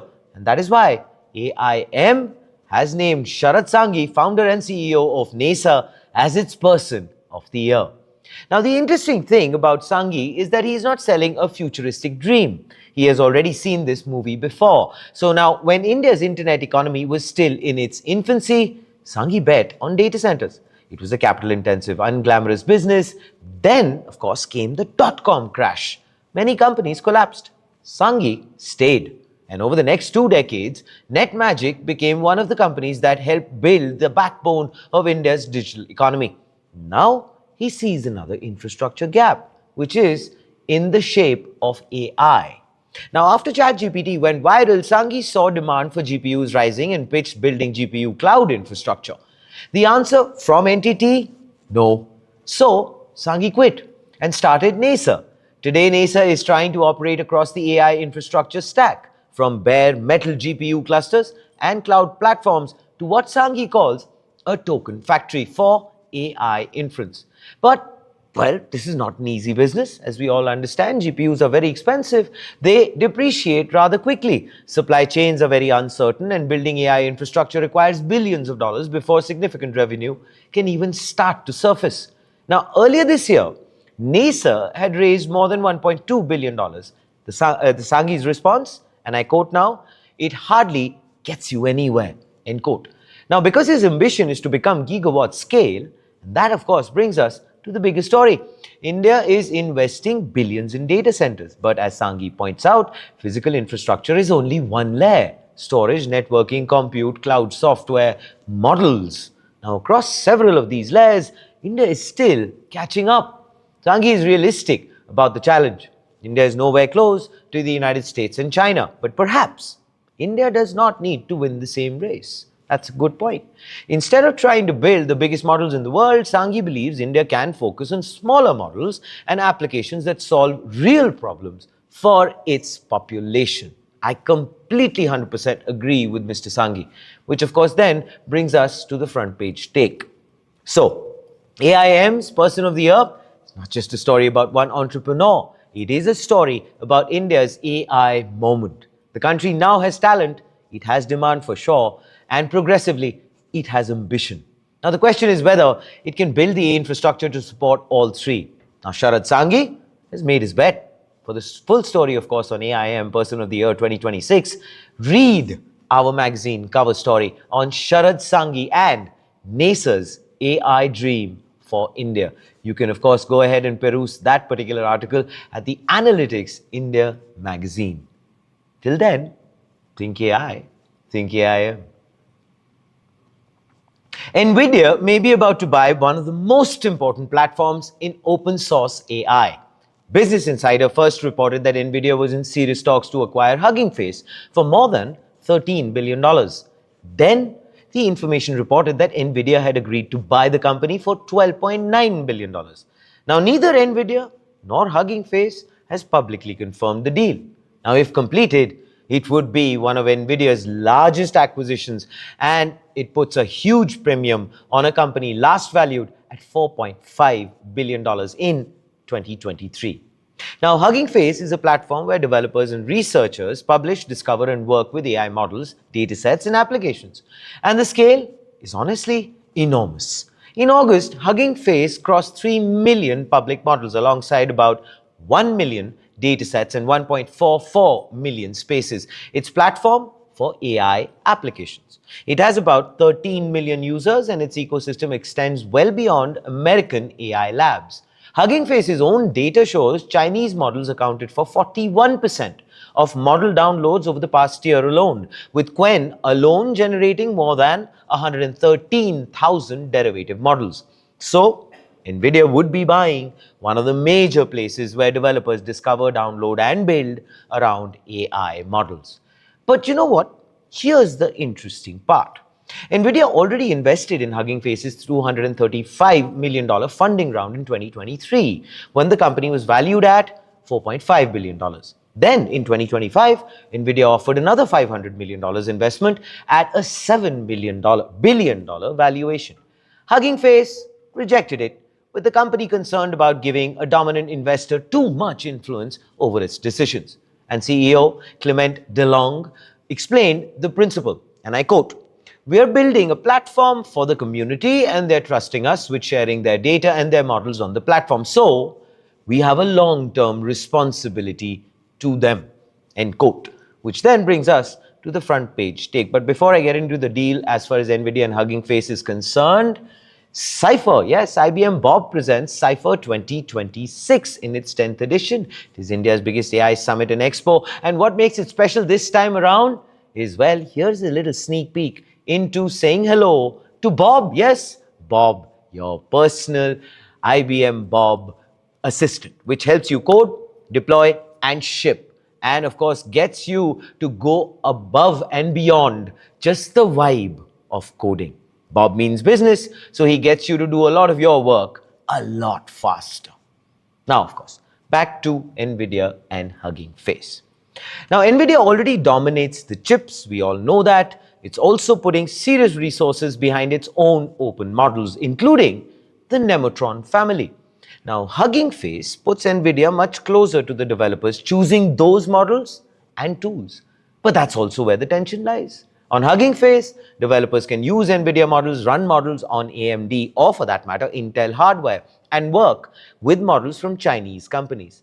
Now, if Nvidia owns the platform, that doesn't mean competitors suddenly disappear, but it raises a very legitimate question. Can a platform owned by the world's dominant AI chip company remain neutral when its owner has a direct commercial interest in where those models run?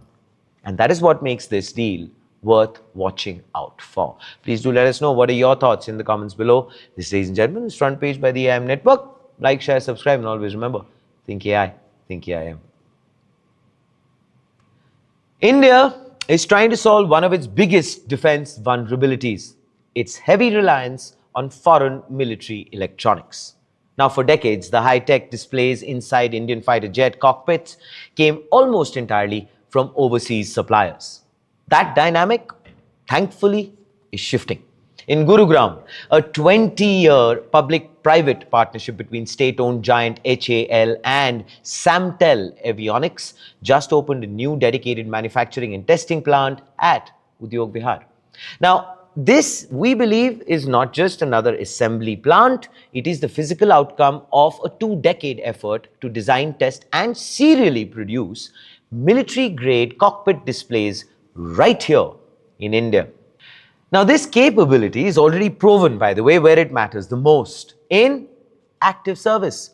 The joint venture's multifunction displays are already flying inside the cockpits of India's frontline Su-30 MKI fighter fleet. That operational track record proves domestic public-private ventures can meet brutal military quality standards without relying on foreign tech transfers. Now, the new Gurugram facility expands that work, housing specialized design, testing, and long-term repair infrastructure under one roof. And the economic model is proving out. The venture is hitting a record 200 crore rupees in annual revenue this year alone, with projections reaching 500 crore rupees as new aircraft programs start to roll out. Now, that financial trajectory sends a very clear signal, which is defense indigenization is moving past strategic rhetoric and turning into a scalable, high-margin business model. Now, the opportunity is now moving far beyond a single fighter jet, yes. SHDS hardware has already been selected for HAL's advanced light helicopter, with target integrations lined up across the light combat helicopter, the light utility helicopter, and of course, the Tejas light combat aircraft. Building this testing and production footprint in North India does more than just supply to HAL.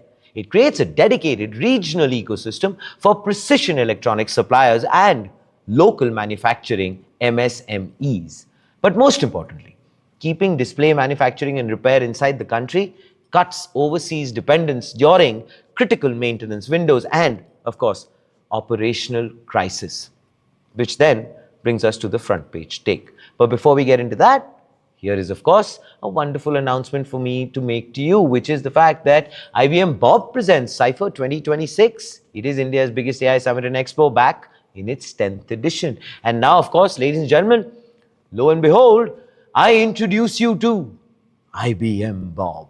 Yes, your AI coding buddy that turns big ideas into working solutions faster. Code, create and ship with Bob. Because, well, building should be more than just, well, just a vibe.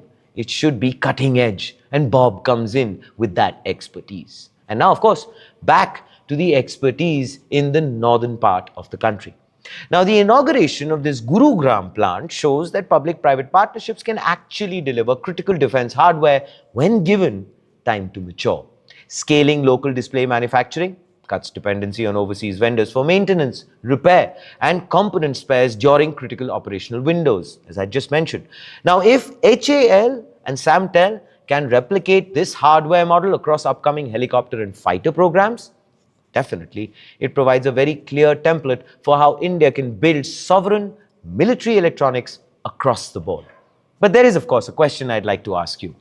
Can this public-private blueprint scale fast enough to fully indigenize India's next-generation combat fleets, or will critical avionics remain tied to foreign supply chains during operational crisis? Please do let us know. What are your thoughts in the comments below? This, ladies and gentlemen, is Front Page by the IIM Network. Like, share, subscribe, and always remember, think AI, think IIM. Now, knowing how to use AI is definitely one thing, but knowing how to utilize artificial intelligence to actually do your job is becoming something else entirely. Across corporate India, AI is no longer sitting in a separate technical silo. It is entering existing professions and rewriting everyday job descriptions. To address this shift, Skills Development Corporation NIIT Limited has launched 5 new professional AI programs under its NIIT digital platform. Now, this move comes as traditional higher education struggles to keep pace with how fast enterprise skill demands are evolving. Data from NIIT's India Skills Gap Report 2026 highlights the scale of this transition. Nearly 40% of employers and academic leaders expect artificial intelligence to fundamentally reshape workforce roles within just the next 3 to 5 years. Now, at the same time, 38% see growing value in industry certifications and micro-credentials alongside traditional degrees.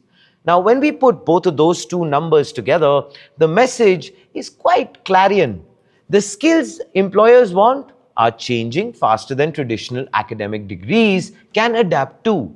NIIT's response isn't another generic Learn AI course. Instead, the 5 new tracks span AI engineering, full stack development, data analytics, machine learning, and digital marketing. Now, these shall be embedding AI directly inside established professions.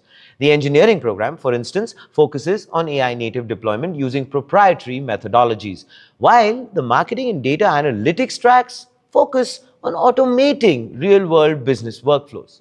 Anshuman Prasad, business head at NIIT Digital, noted that the next skills divide will separate professionals who operate AI first from those who use AI only at the margins of their roles.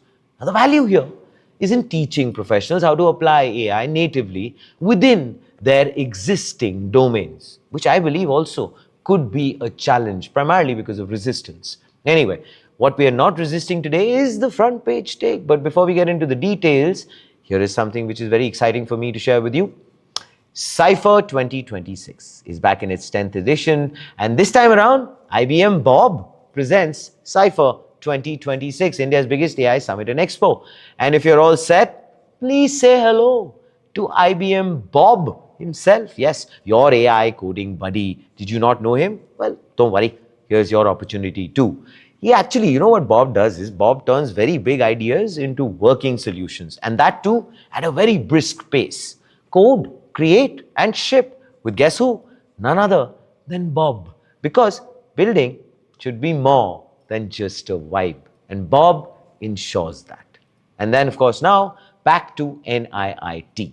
Now, NIIT expanding its portfolio into domain-specific AI programs confirms that the enterprise skilling market has reached a turning point. The real competitive threat facing young professionals is being replaced by someone in their exact same role who knows how to work with AI natively instead of the AI model itself. Now, the shift toward micro-credentials proves that corporate hiring is becoming skills first, forcing training providers to focus on output over awareness. So, well then, logically that brings me to a question. In an AI-first workplace, will employers care more about, let's say, what degree you hold or what you can actually execute using AI? And would that create a whole new cacophony in the sphere of higher education? Also, I'd like to add another thing, which is the fact that learning AI and being AI native is wonderful and great, but foundationally, I believe a degree will still matter to a great extent, because you will need to understand from a very rudimentary standpoint when AI starts to hallucinate or doesn't respond according to what you want to go ahead and get as an output. But then, well, those are my thoughts. What are yours? Please do let us know in the comments below. Till then, think AI, think AIM.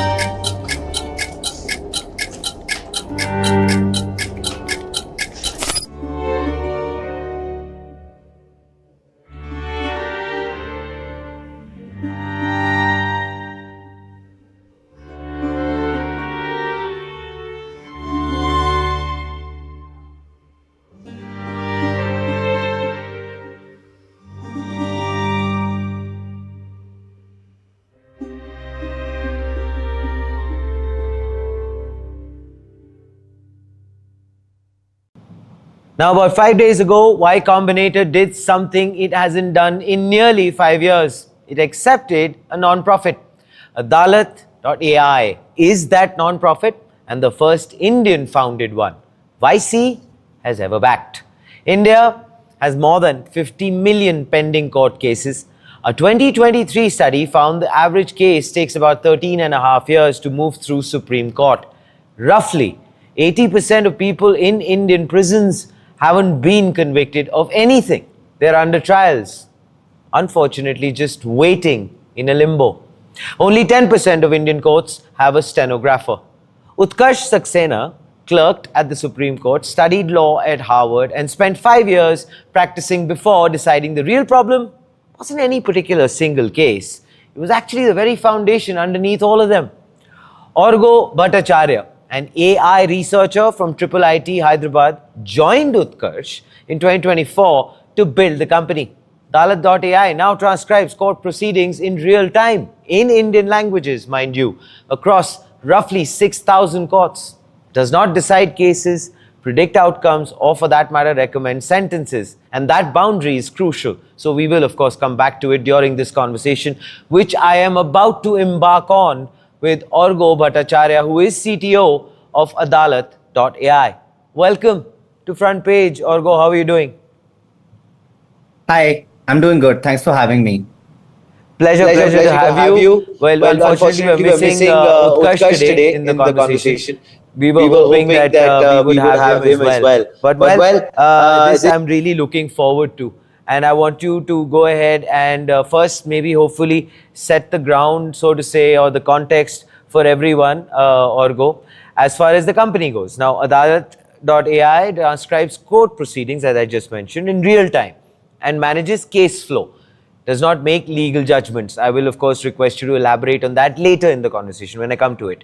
Now, as far as the company is concerned, what actually prompted this entire belief to set forth where we are today with Adalat AI. One, two, because it is always considered to be a daunting task whenever we are talking about the legal system. So why did you guys not go the other way? Yeah, I think these are great questions. I'll perhaps start with how all of this started. So Sure. all of this started with a lawyer that was practicing in the Supreme Court for about a decade. Studied law at Harvard Law, and then at some point decided that they wanted to sort of work on some of the fundamental problems that you see in courts if you are a stakeholder. And Correct. no, that lawyer was my co-founder, Utkarsh. He had Right. seen the courts from multiple vantage points, as a lawyer, as a Supreme Court law clerk, but also as a petitioner himself, right? And I think you realize very soon that, behind the scenes in courts, justice is really not a question of law. It's become a Sure. question of logistics, given all the towers and towers of paper that you see around courts, Agreed. right? And I think that was sort of the root of the idea. The idea was that, hey, this is courts are supposed to be about judicial work, but right now it seems like most of judicial bandwidth is being taken up by logistical work. And so can technology actually help sort of alleviate this problem? That was kind of the core sort of idea. Fair. And it happened perhaps a while ago, before Adalat AI even existed. And I think Utkarsh was at MIT doing sort of a research thing. And that's where this idea of, building technology to help courts be more productive came about being first. Wonderful. But then, Arghya, when you joined, I'd like to understand your journey in terms of the fact that, all right, this was a very noble idea, a very noble Yeah. cause, which, Utkarsh was going ahead and trying to take flight with. But then you joining him, what Yeah. prompted you to kind of, say, okay, wait a minute, let me go ahead and assist you on this journey? Because you could have also gone so many different directions. Yeah. Well, I'd quit my job and I was sort of getting into entrepreneurship at that point, and was sort of talking to a bunch of domain experts, trying to understand different problems and where technology can be a big sort of leverage to do something that is possible today, which is not possible perhaps 5 years back. That was kind of what I was looking at. And I think the second thing was I really wanted to work on something that was contributing to the India story, the Bharat story, if I may. Right. And so those were sort of the two things that were in my mind when I was looking out. And then I ended up meeting Utkarsh in a rather sort of random way in a WhatsApp group, actually, where he had sort of floated this idea of, looking for a tech person to build technology for courts. And I got on a call with him and he told me that, he thinks that logistical nightmare is a big reason why we have backlogs in courts. And I'll be honest, I thought he was insane back then when he said that. When he said that, something like speech to text and transcription could actually, make a huge dent on the problem, I did not believe it. And then, but we still kept talking because I just thought the idea was interesting. The mission of timely justice for all was extremely important, but also something that resonated with me. And so I still remember very vividly my first day in a courtroom, and that's kind of where my conviction was solidified that this is worth spending a very, very long time on. I went into a court with Utkarsh, we were walking past this room and there were these 10 feet towers of paper inside the rooms, right? And then there was a person standing outside the room and their full-time job was to take chits of paper from outside and then look at the chit of paper and then spend the next few hours looking for the right files amongst those towers of paper, and then coming back again, making sure the files are given and then doing the same thing over and over again. And I think that to me was a big moment of realization because coming from the background that I do in computer science and natural language processing, we've been taught about building search engines and how you can intelligently use machines to understand documents and interpret languages, right? And to see a person do this manually, like this was basically what Google search does, but except a human is doing it. And as opposed to Google search that takes less than a second per query, you're spending 2 hours looking for the right files. I just thought this was absolutely unbelievable that that's how, a lot of courts function, or that's how even any court functions, right? And I think that to me was the moment when I realized that this is a hard enough problem. This makes a big enough social impact, and it also fits what I am very good at doing. And I think that led to the conviction. And so far, I think reflecting back, no regrets at all. This was easily one of the best decisions to work on this problem. Fascinating. Very interesting. All right. So, well, before I get into the technical factors of things with you, Arghya, this entire YC Combinator situation, I mean, that entire bit, the YC backing, etc., that must be a great fillip, right, to the confidence as far as both you, Utkarsh, and you are concerned. So when you probably started out, you were hoping for something like this to happen, or were you just happy in going down the road that you were going to with the passion and the commitment that you had started this with? Well, you never quite expect any of this, especially given, like we are a non-profit, and that's exactly. generally not what happens. But it is extremely, we are extremely grateful to YC for, this opportunity. And we're really looking forward to learning how to scale this and learning the best of how to build technology from them, while we are there. In terms of what we were expecting for when we started, I think between me and my co-founder, whenever we do something or expect something, we just try to ask ourselves if that helps timely justice for all, which is the mission of the company. Fair point. And that's kind of where we anchor most of how we make our decisions, but also what we expect. And, we also, that's kind of also how we think about what we get and if it's helpful or not. And to that extent, I think YC in itself has a strong signaling value in terms of at least the fact that we're perhaps making something people want, or at least some people think so, apart from the judges that use the platform, of course. Sure. I do think that we're very grateful for. Yeah, I'm sure it must be such a great shot in the arm, Arghya, for you guys to kind of maybe somewhere reconvene and say, okay, wait, Arghya, I think we are doing the right thing. We're going in the right direction. Makes sense. Which then brings me to this. As far as, the 10% stenographer shortage, sorry, not shortage, 90% stenographer shortage, only 10% in terms of the courts have a stenographer. So now, without that, obviously, the judges need to slow down the proceedings because, well, there's nobody going ahead and taking down handwritten notes. Now, please walk me through this, Arghya. What was the technical problem which actually looked like before you joined, and why was only speech to text not enough? Yeah, these are great questions. I think I'll perhaps start by talking about, or maybe painting for our audience what that looks like, that interaction looks like. Let's say if I were a lawyer and you were a witness and we have a judge, and I ask you, hi Sudhi, 22 तारीख की रात को आप कहाँ थे? Correct. And you say मैं Connaught Place में था दिल्ली में. The judge is going to stop us here, and he's going to write this down by hand because there is no stenographer, while all of us watch in pin drop silence. And once that's done, they ask the next question, which is agla sawal, and then I go ahead and ask the question. So as you can imagine, their writing speed becomes the primary bottleneck to how fast court proceedings move. Right.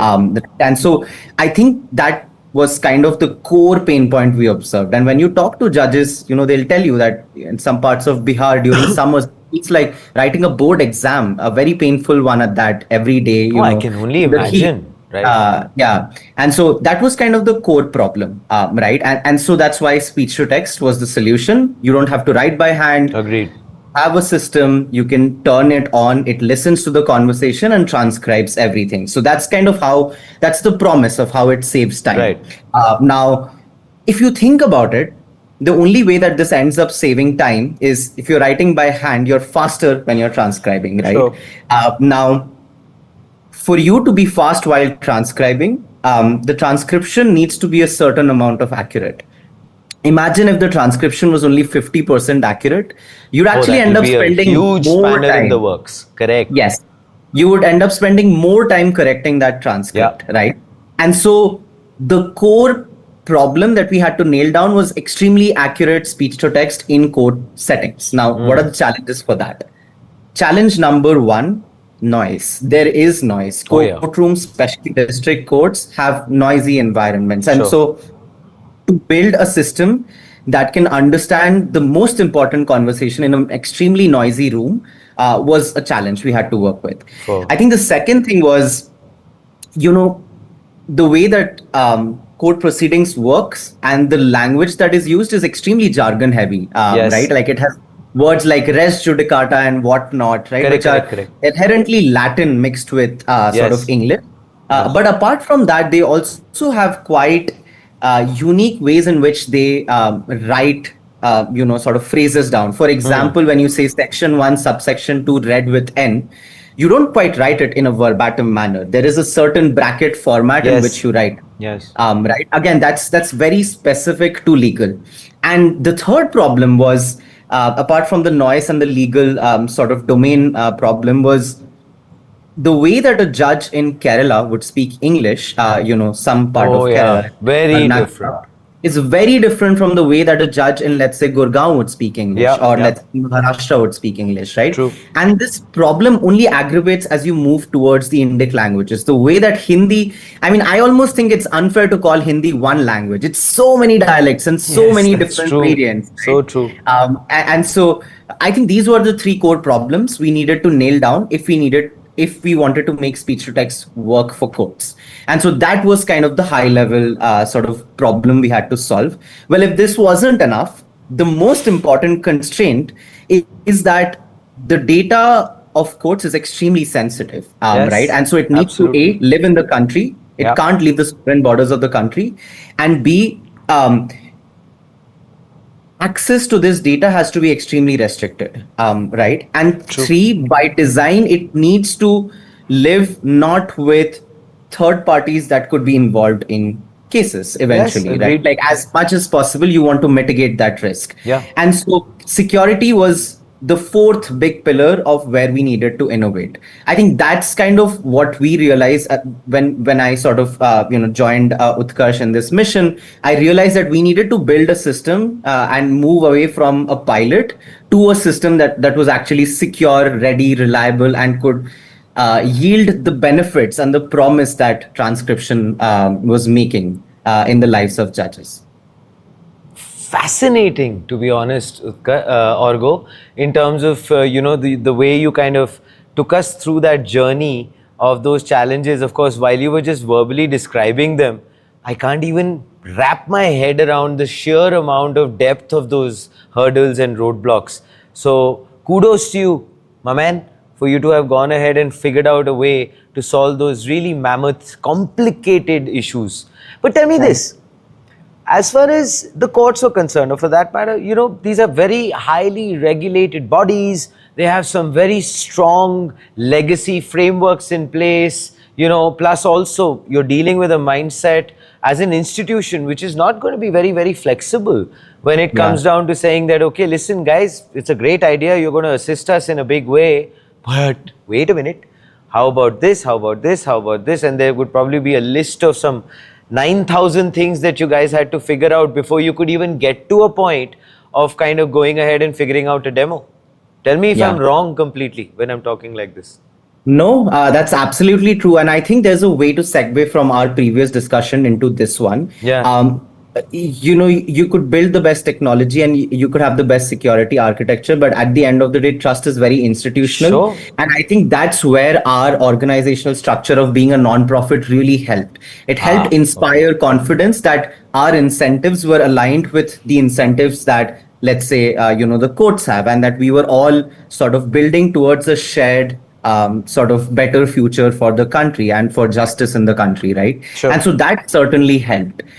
In terms of the journey of how we got to adoption, my favorite line is this thing that my co-founder Utkarsh says, that Adalat AI is a twin engine system. On one side you have all this fancy technology that we're building, but on the other side we have an entire arm called the partnerships arm, which is sort of an operational workforce that goes on ground, works with the judges, collects feedback, trains them on how to use this technology to actually be more productive. It's not enough to just build the technology and hand it over to someone. It's important that you help an institution that has been sort of deprived of technology for a very long time, or help onboard to new technology as well. And I think that has made a lot of difference. The other thing that has made a lot of difference in inspiring trust and confidence and really getting that confidence from our stakeholder is the fact that we don't quite just build for them, we build with them. And so the way that product building journey works for us is we start by talking to judges about the different problems that they're facing, and then we design something. Our designers work with the judges on ground extremely closely to sort of design the product, and only then do we actually go ahead and build this. Let me add something to this. It just came to my mind because it's a very practical point that you just mentioned. How did you deal with the resistance in terms of the fact that a lot of these judges, with all due respect, have crossed a particular age? So, you know, embracing technology becomes a bigger challenge, or no? Absolutely, it does. And that is certainly something that, we've had to wrap our heads around and find a way around. And I think kudos to, of course, my co-founder and sort of our partnerships team, the set of brilliant lawyers that are always on ground and kind of working to drive adoption, to gain institutional trust from these judges, and sort of make sure that we're able to inspire confidence, that we're here to help them. Right. And so to go back to the point, I think building with them and not just for them helped them also get comfortable with the idea that we're not an external stakeholder. We're here to work with them, and kind of we're a part of the system itself. Sure. And I think that has yielded just exponential benefits for us, right? Like, we are about 2.5 years old. As of today, we are in 1 out of every 4 courts. But I think the biggest win in terms of inspiring confidence, but also being able to prove that this indeed does make judges more productive, is the policy changes that have happened in the judiciary, after our pilots. The first policy change was happened, I believe, in November 25 with Kerala, the High Court of Kerala. Yeah, I was just going to come to that. And sort of mandated the entire witness deposition, to be precise, sir. Yeah. So you now need to use Adalat AI speech to text to transcribe witness depositions in live court. Right? That was kind of the mandate. It's a one-of-a-kind mandate. From what I understand, it's the first mandate in a judicial You're being very, very humble, Arghya. Sorry. Let me just go ahead and tell the viewers. Reportedly, this is the first ever judiciary-mandated AI tool anywhere in the world. I wanted to see that smile on your face. Did I? Yeah. Okay, there it is. Yeah, fair. So that happened. And then earlier this year, the High Court of Sikkim and the Chief Justice of the country was there, announced that the High Court of Sikkim is now the first paperless High Court in the country. It's a little more than transcription. We should perhaps talk about that at some point, because transcription was the first painkiller. Please elaborate. And so I guess, the idea was for transcription to be the first problem or the first solution to a problem that we identified, and that kind of helped us inspire confidence with courts. But as we went deeper into the workflows, we realized that that's not the only thing that could help. I think the overarching pain point is that the life cycle of a case today in India mostly is paper driven. Is mostly paper driven. That is true. If you think about it, the finance system is digitized. We pay our taxes online. You can apply for a passport online and kind of track your services. Why should we not be able to file cases online? And why should that not be complete? That entire workflow not be completely digital? And so, to that extent, the extension of our product is this idea of paperless courts. The idea being the entire life cycle of a case, right from the moment when an advocate is filing it online, to when, let's say, a scrutiny officer receives it, to when a registration officer receives it, to when a judge finally sees the case on their dashboard. All of this information is digitally born, digitally saved, and moves through screens, essentially. What does this help with? What does this avoid? Well, it firstly avoids paper. Paper is hard to navigate, hard to maintain, hard to query. But it also gives immense amount of flexibility to advocates to file anytime and from anywhere, which is a huge pain otherwise when you have to actually go physically Agreed. to a court and file, which, if you were to think about a state like Sikkim, which is a hill station, traveling is not that convenient, right? And so the second policy mandate that has come about being now is that in Sikkim, the High Court is fully paperless. And Wonderful. so you absolutely, all cases are now being filed digitally from what I understand. And the third policy mandate kicks in about in October 26, in a few months, where Andhra Pradesh just announced that they are going ahead and mandating the solution as well.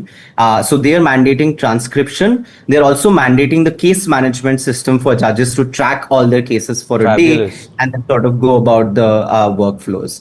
So I think all of this is to point to the fact that, yes, it was challenging, but I do think that the courts were very open to it, right? And the timing felt right. See that on ground.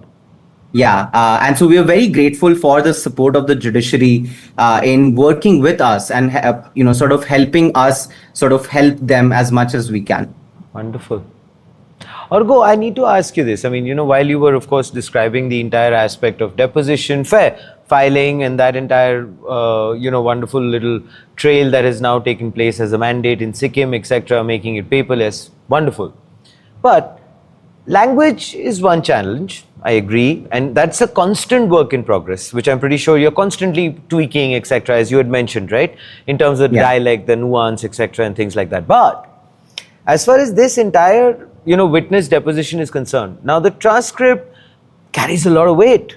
If the model gets it wrong, the opposing lawyer can very easily go ahead and utilize that as a loophole, maybe, for the lack of a better word, and then go ahead and twist and turn the entire course of the case. Who takes responsibility in that case? Because to me, that's an overriding challenge. Yeah. No, that is a very valid concern generally. I think to understand how we solve the problem requires us to again paint a picture of how the court looks and how exactly this deposition sort of happens. The way that this typically happens is, even if a judge is manually typing, which is a very slow thing to do, there is a screen facing both the lawyers of both parties essentially, and then there is a screen facing the judge. The judge dictates. When there is a stenographer, the stenographer is typing, otherwise the judge is typing themselves, and every line is scrutinized by the lawyers then and there before moving on through the deposition, right?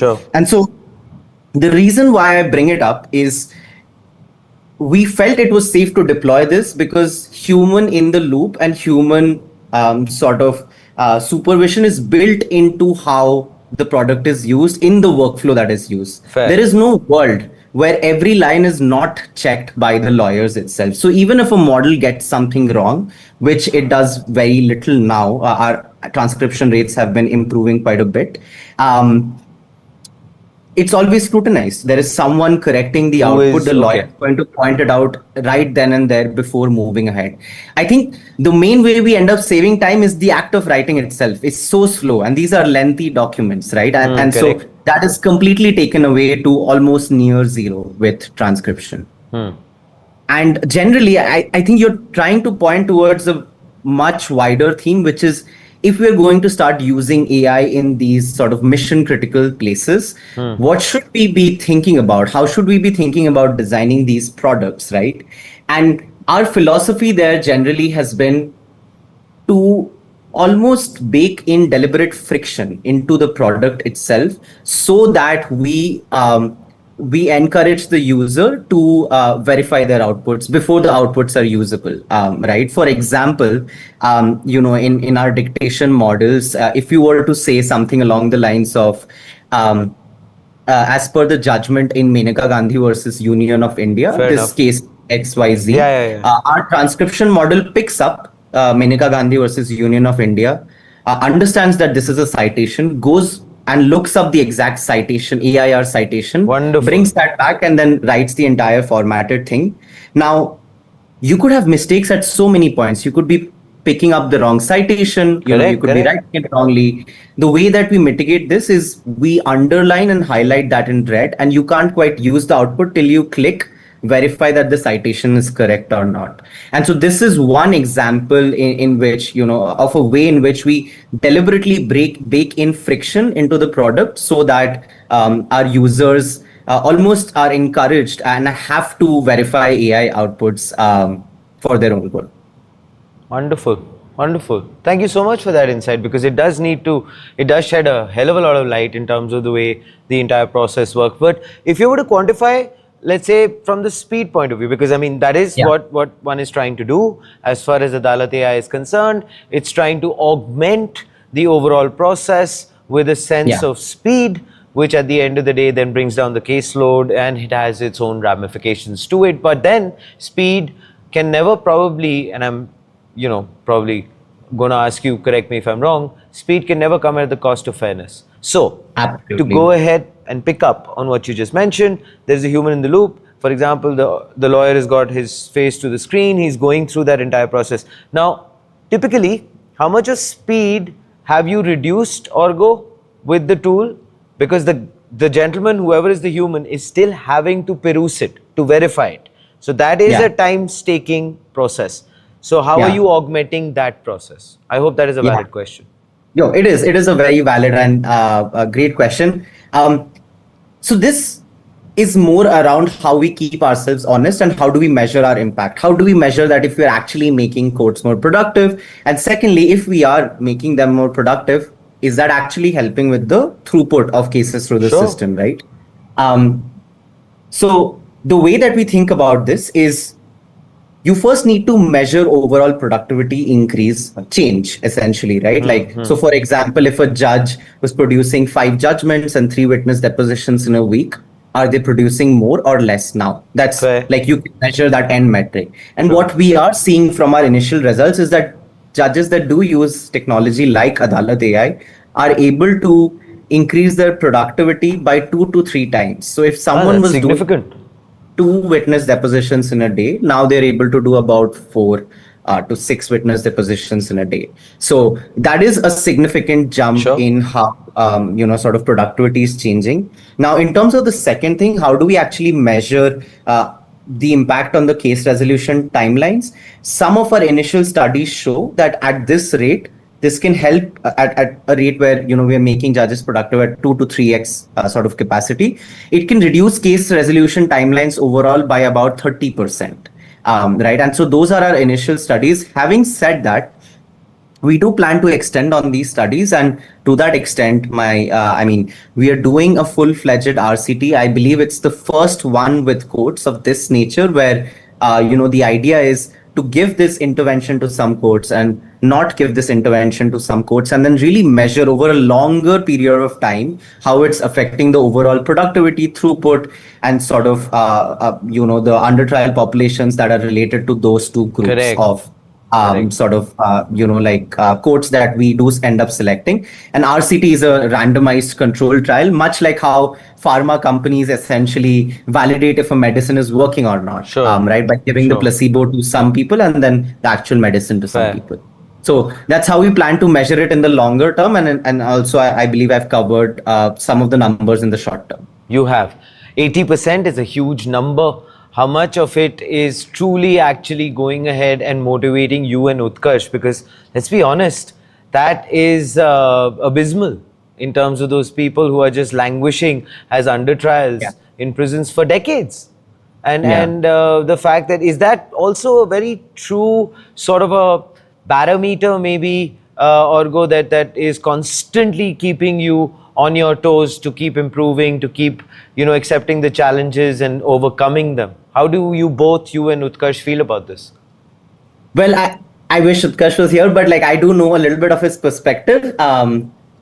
Him having practiced law and having gone to law school, and this is something that he keeps telling me, that how, when you go to law school, you come up with these, you exit law school with these idealistic ideas of what justice means and how you're going to fight for justice, etc. And then you go to court and you see this paperwork, this immense paperwork, and you realize that it's not even a question of law, it's become a question of logistics, right? It and can so be backbreaking. Absolutely. Yeah, quite literally. A lot True. of people have to stand and write, and so they complain about spondylitis and backaches and neck pain, etc., Yes. etc. So that's actually quite true, literally. I think for him, because he's seen his clients firsthand languishing in prison, in a lot of different situations, it it is a different feeling for me. I think I always keep going back to that room that I saw, for the first day that I went there, and I can very clearly see how all of the technology that I've learned to build can serve the institutions. And I think the downstream effects are quite clear to everybody in this country. Nice. We all know, we all have grown up listening to Tariq Pe Tariq and the Correct. Bollywood references. So Correct. we all understand the impact. I think for me, that's what keeps me moving. I can see how much of a low hanging fruit some of the improvements are tech wise, Sure. although it's still a massive challenge to bring this kind of a change in the system. I just, that helps me and motivates me to keep going on. And of But course, it's the constant chipping away at that system. Yeah. yeah, yeah. And you know what's also very refreshing, and I have to congratulate you on this, that you as an engineer, you as a problem solver, etc., you're not going ahead and tom-tomming your own achievements. You're actually, that's what I could sense. You're only talking about how your mind and your application of technology can truly help at a wider scope. So kudos to that. Personally, I wanted to congratulate you on that, Argo. But then I need to obviously ask you this as well. Now, there is a certain amount of, till now, of course, now things have changed. YC is backing you up. But till date, it was, Adalat AI funded through CSR partnerships, fellowships, and prize money rather than traditional startup investment. But you're looking at now scaling up in a big way. That is where you're going. And of course, there is the third tranche of Andhra Pradesh, as you mentioned, in October, etc., etc., right? So, at scale, Argo, with this particular backing that you're now getting, the YC backing, is that going to be able to help you to truly then achieve what you are envisaging? Yeah, I think that, and also certainly maybe perhaps beyond that as well. I think there's two sort of scaling directions that I see. The first one is we want to do this in all courtrooms in India, and I see a future where you can file cases in any state, in any district online. You have proper maintained records. It's easy for a citizen to perhaps get updates about their cases on WhatsApp. That's kind of the future that I envision. And that is definitely one sort of dimension along which we need to scale. I think the second, and I feel almost a little awkward saying this, but I guess thanks to colonialism, this is not just an India problem. The colonizers were very consistent in how they took their broken justice system to many other parts of the world as well. Correct. So that kind of proves that we can be a global solution for the global south, at least. And in fact, last year, I was in Zambia for a bit, and my co-founder was also in a couple of African countries, and it was surreal to see how these courts function and how they felt like being in a courtroom just in India. So much so that the sections mean the same thing sometimes. It's almost like a copy-paste artifact, the laws as well. And so that's the second dimension along which we aspire to scale, which is, kind of have this be that make in India product that we build in India and then we sort of scale and contribute back to the rest of the world as well. Fair point. Okay. So then that means there is a wonderful road ahead that is quite encouraging. Obviously, it will come with its own kind of, sweet packages of challenges, which I'm pretty sure. But, let's be honest, you've had fabulous first-hand experience at solving those, because these would be the very tough challenges that you're solving here in India. Then, of course, the rest probably becomes, honestly, very easy for you to go ahead and traverse. Which then brings me. Well, I'm not sure about easy, but I think the team and myself and Utkarsh, we are certainly pumped about the idea of being able to help as many countries, just like ensure timely justice for all. Yeah, and that should be the final understanding behind it all. But the fact that colonialism has been fairly consistent across the globe, I love that bit of sarcasm. Anyway, but the fact that I need to obviously finally ask you this, which is this, Argo, Adalat AI's current scope, as we've discussed, the various facets that we've discussed till now. Transcription, big one, case management, etc., witness deposition, all of that. Now, I'd say paperless courts. That's the future. Paperless courts as our well. courts are going to be paperless. Fair enough. Paperless courts as well. But it does not entail judgment of any kind. Fair? There's a clear distinction there, or a prediction for that matter. Now, when it comes to this, is there a version ever, for example, of that moves closer to actual legal reasoning or outcome prediction? Or is that maybe a line you and Utkarsh have decided that you will never deliberately cross? Yeah, I think there's two parts to my answer. I think the first part is more coming from a point of being the CTO of Adalat AI, where we really want to support the institution, get better at being more effective and help with efficiency, right? And so we are on the side of caution. We want to tread carefully and we want to follow how the policy changes are sort of going about in the country, and then kind of figure out what is acceptable, what is not. As of now, the most recent policy changes, according to the Supreme Court, says that using AI for drafting, specifically for judgment drafting, etc., is not allowed, right? And so we absolutely want to kind of respect that, and that's kind of the bar we are holding ourselves to. On a slightly different note, the curious builder in me can't help but wonder, is there a world as such? And I think if there were, it would have to certainly be along the lines of figuring out if amongst all these cases that we have to deal with, is there a subset of cases that really does not require any amount of judgment? It's just waiting for a process to get done with. For example, a check bouncing case, or perhaps traffic light cases. Are there versions of cases that don't really require, let's say, a judge's time at this point, or does not require this amount of a judge's time, right? And I think that idea can eventually lead us to a place where we think about perhaps building systems that can maybe take a first pass at some of these things. But again, that's only my, these are only imaginative ideas in my head right now. And yeah, I do think maybe, in the future, this could be a very interesting direction to explore. All right. So, well, Arghya, it's been truly fascinating having you here with us, educational as well, in a big way. And I have to applaud both you and Utkarsh for doing such a wonderful job, something so novel that you've picked up, which actually impacts everyone's lives in so many ways. So many people probably with your tech and your innovative ideas are probably feeling a lot more relieved now, given the fact that they were burgeoning under the loaded system in the past. But of course, there's this big road ahead. I would request you and Utkarsh to come back. We missed him dearly this time.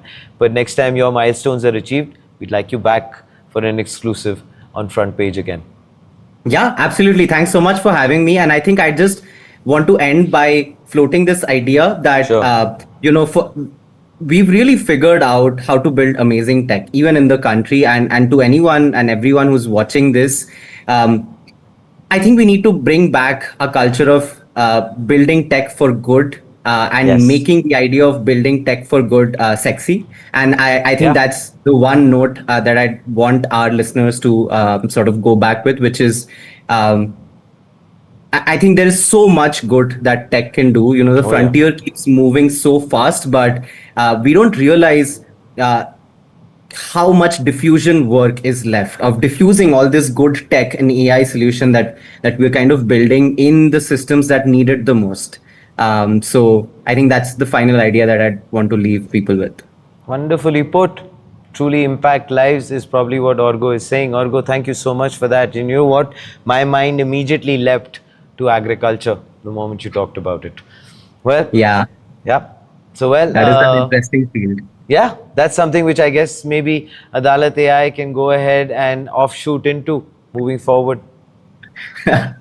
well, maybe once this problem is done, because the problem is the backlog is worth 300 years. I'm trying to figure out how to extend my lifespan so that we can keep working on this problem for a long time. So maybe if I have 300 years and we can resolve this in 100, I might spend the next 100 solving agriculture. Wow, what a beautiful aspiration to have. Let's actually first find a farming solution for you. Maybe some herbs. Great. Yeah, fair enough. Well, there you have All it, right. ladies and gentlemen. I guess I couldn't have said it any better than what Orgo ended with. He's talking about a true impact on humanity with what you can bring through your know-how and your wonderful tech mind.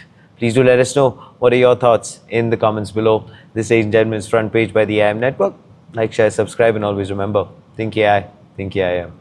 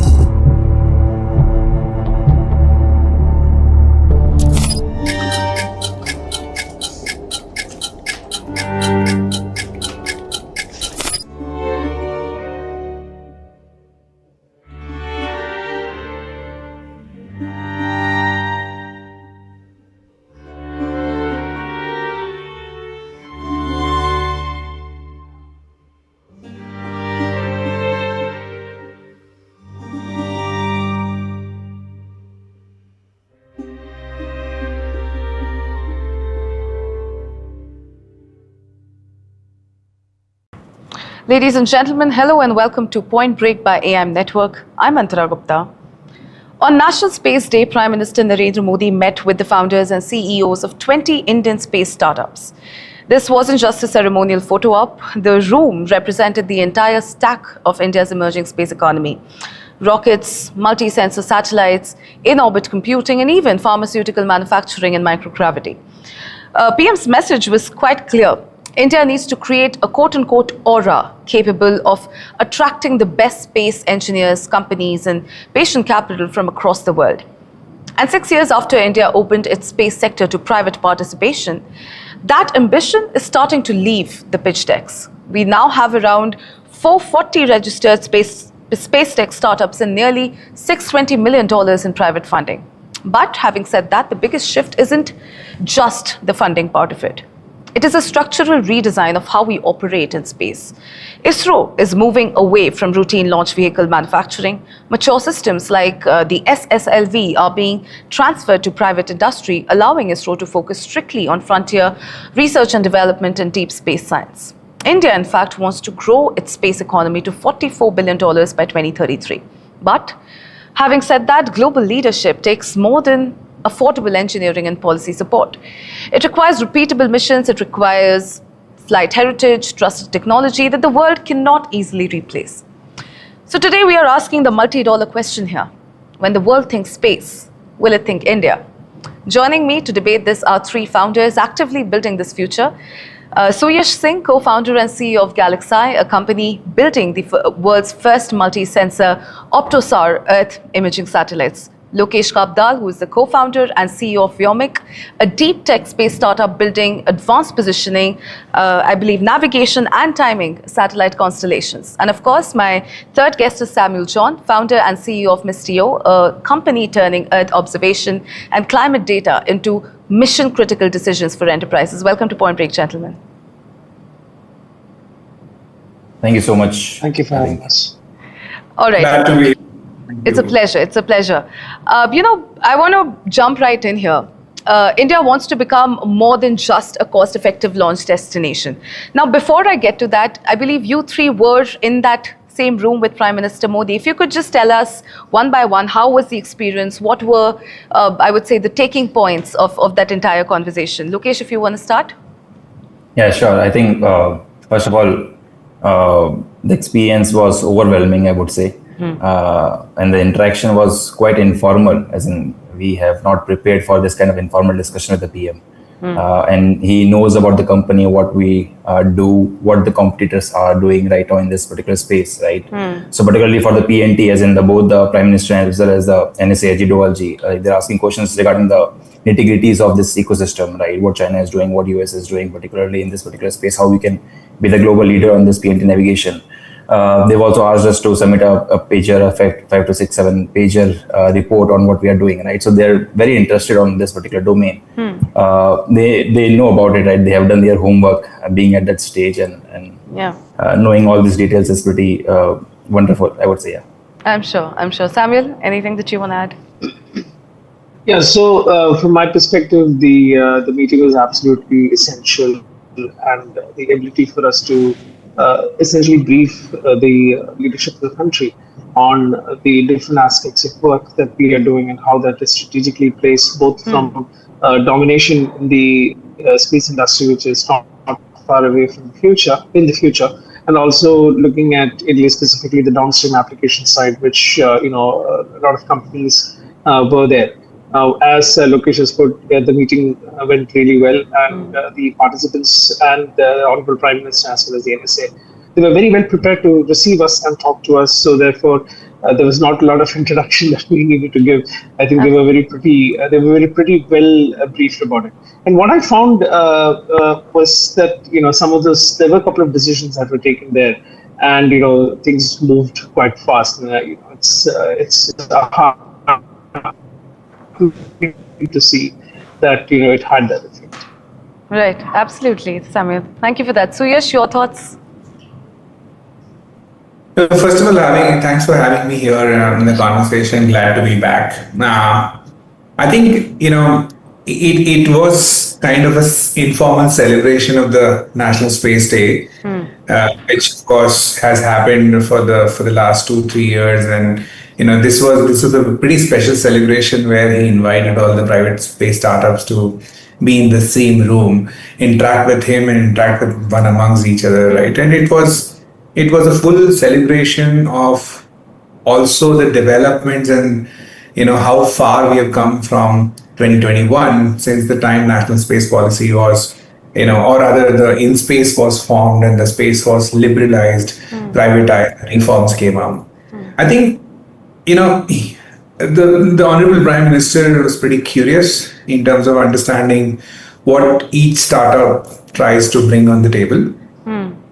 So in the mode to listen to how government is helping the entire ecosystem, is there a gap in his understanding of how things are progressing? Is there something that he can do? He was very proactive about it. Okay. And he was also trying to understand, if some of the qualitative goals that he set for himself are being achieved or not. For example, bringing the talent back, building some of the IP that is world's first and being driven by India, right?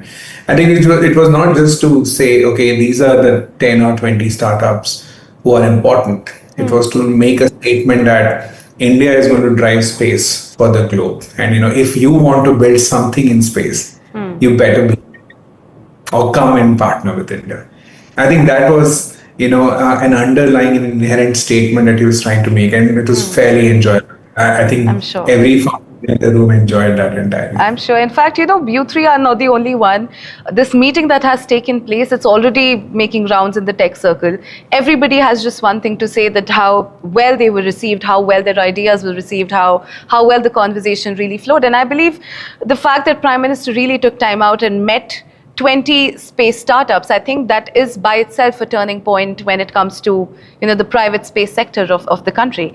Thank you for sharing that, gentlemen. Okay, so you're starting with you. When international customers look at the global supply chain over the next decade, what must India become unconditionally known for? Would you say it would be our launch cadence? Would it be our Earth observation capabilities? Or is it something else entirely from your vantage point?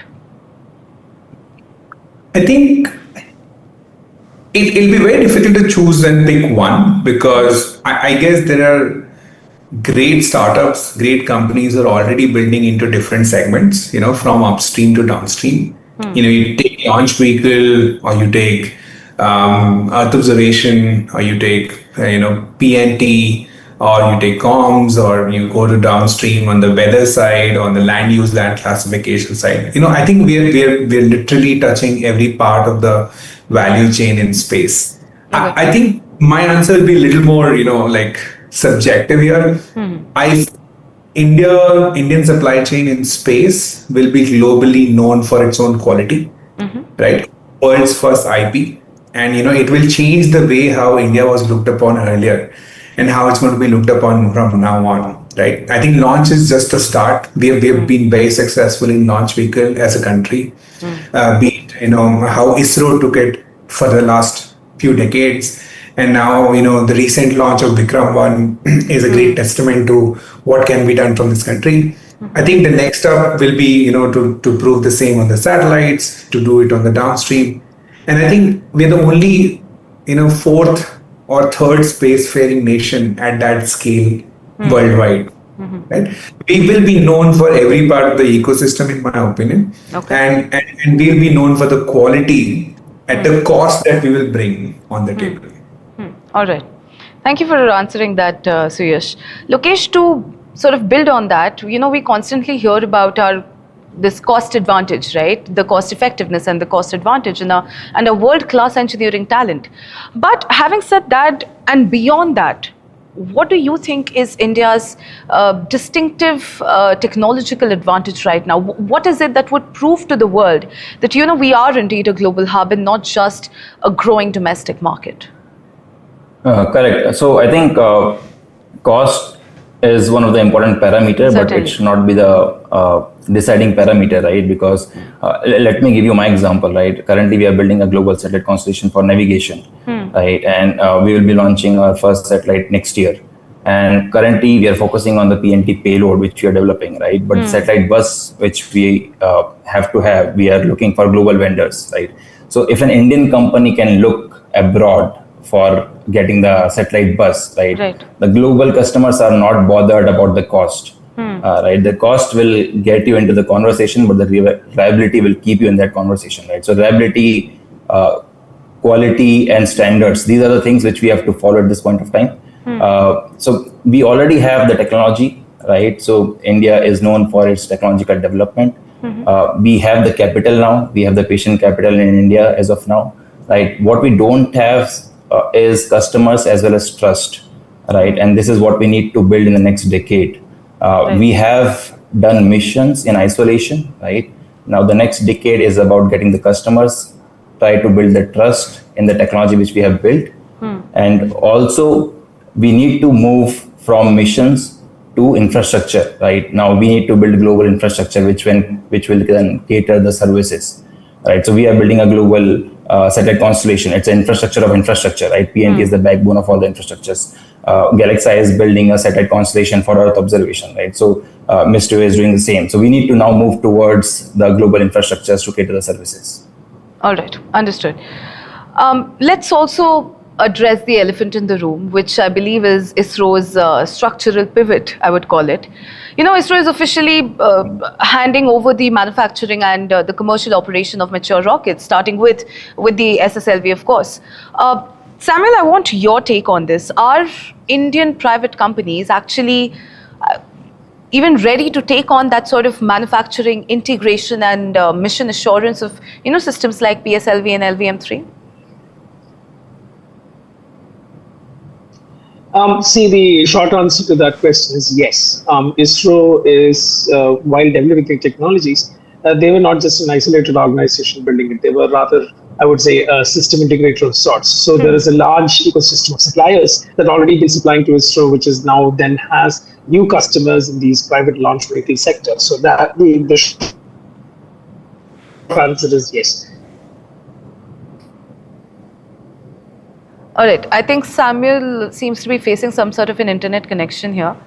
We'll get back to Samuel in just a moment. So Yash, meanwhile, looking at this from a payload perspective here, how should ISRO transfer that institutional knowledge in mission assurance without making private industry permanently dependent on them? Should we expect a long phase of joint operations first? Is that the way to go about it?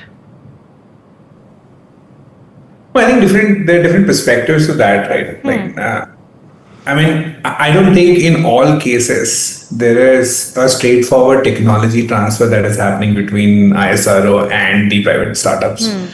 And there are definitely a bunch of cases where the TOT is happening, which has been, of course, a really deep researched technology that ISRO built in the long tenure has been given away to the private startups for a cost, right? Of course, that is a part of the system. But a lot of other companies, other startups which are already there, they are doing their own research and development on their own payloads or, their own technology. So I think it's a two-part system. I think, in my opinion, both these systems have to kind of continue in their own research roadmap, where ISRO should kind of be taking a really big leap and doing extremely cutting edge research, which one could not imagine even in the next 20 years to be done by a space startup or so. I think they should attempt, and they will attempt, those kind of research line items. Right. While private industry is more short term, where they're trying to commercialize a bunch of technology line items that can be built from India, which can also capacity gap, right? ISRO has already proven a bunch of missions. For example, the optical satellites have gone up back in 10 years back. SAR satellites, they have already built up. Right? There are some capacity gaps in terms of the number of satellites, in terms of new innovations that a startup can bring on the table. But I would say these are like all 5 to 10 year kind of R&D things, right? And because the startup has to monetize, it has to commercialize in that period. Certainly. There's no way otherwise. While ISRO can actually do a frontier research, which is a 20-year horizon cycle, right? Which I think the private industry is not going to attempt. And these two things have to complement, for India to be positioned as a global leader in space. Understood. Thank you for that, Suyash. And before I move on, Samuel, would you like to finish what you were saying? Please. Yes, yes. I mean, to complement some of the things that Suyash has actually talked about, a very key word in that is commercialization, right? Now, how do you really prove the worth of the work that we do is to basically find the commercialization aspect, and we believe that the private sector is very well, in position to do that. And I think a lot of these space startups have actually proven that. That is the case. To refer to my earlier question in terms of the technology transfer, again back to Suyash's point, it is not just that here you go, take the technology and off you go with this, but it's more of the lines of here's the technology, here's what you can do with it, and here is the level of hand holding. Oh, by the way, for the past 30 plus 40 plus odd years that we've been doing this, we have created an ecosystem of players who are mature enough to support you on that journey. And that is extremely important. And that then brings back us to the fundamental question: as ISRO proceeds to do these fundamental, futuristic research, the private space sector will have to also catch up. And then, of course, there needs to be, information transfer and, creating these integrated mission structures where both the parties actually benefit. So that's essentially my thing. So it's a good thing, and it needs a lot of handholding and maturity, proficiency that needs to be given, which only at this very present moment ISRO can provide. Right, certainly, Samuel. Thank you for that. I also want to talk about if India can convert that cost advantage that it has into global trust, because we can build systems competitively, but space relies on absolute trust. Right, a cheap launch means nothing if a multi-million-dollar payload fails to reach the orbit. Now, Samuel, again, from the perspective of data and downstream analytics, when a global client buys into an Indian space product, how much of their decision is driven by price versus the trust in the underlying infrastructure? If you could give us a peep into that. Commercial organizations build work on cost. So let's get that absolutely straight. It's about providing those services at a cost which is viable for the organizations to pay. That's number one. Trust is built over a period of time. Okay. At that cost, if you are able to deliver and consistently deliver, trust automatically builds. And the inflection point is where trust, vis-a-vis cost, comes at the most optimum rate. Then it becomes interesting for the commercial organizations to, continue providing these services. But I'd like to just make a point on the cost side of things. Yes, please. Cost advantage. Reports have come out, I think a couple of days back saying that the launch capacity, I'm just talking about the launch side of things, it is probably the highest. I'm not sure which university did that study, but it seems that we are $30,000 per kilogram, which is considered to be one of the highest in the world. How do you bring that down? Is to have more constant launches, and over a period of time, the cost has to come to a level where we can compete globally. And when you want to do that, you need to have cadences that are weekly, monthly, the kind of vision that, our friends at Skyroot had talked about, that needs to come into play.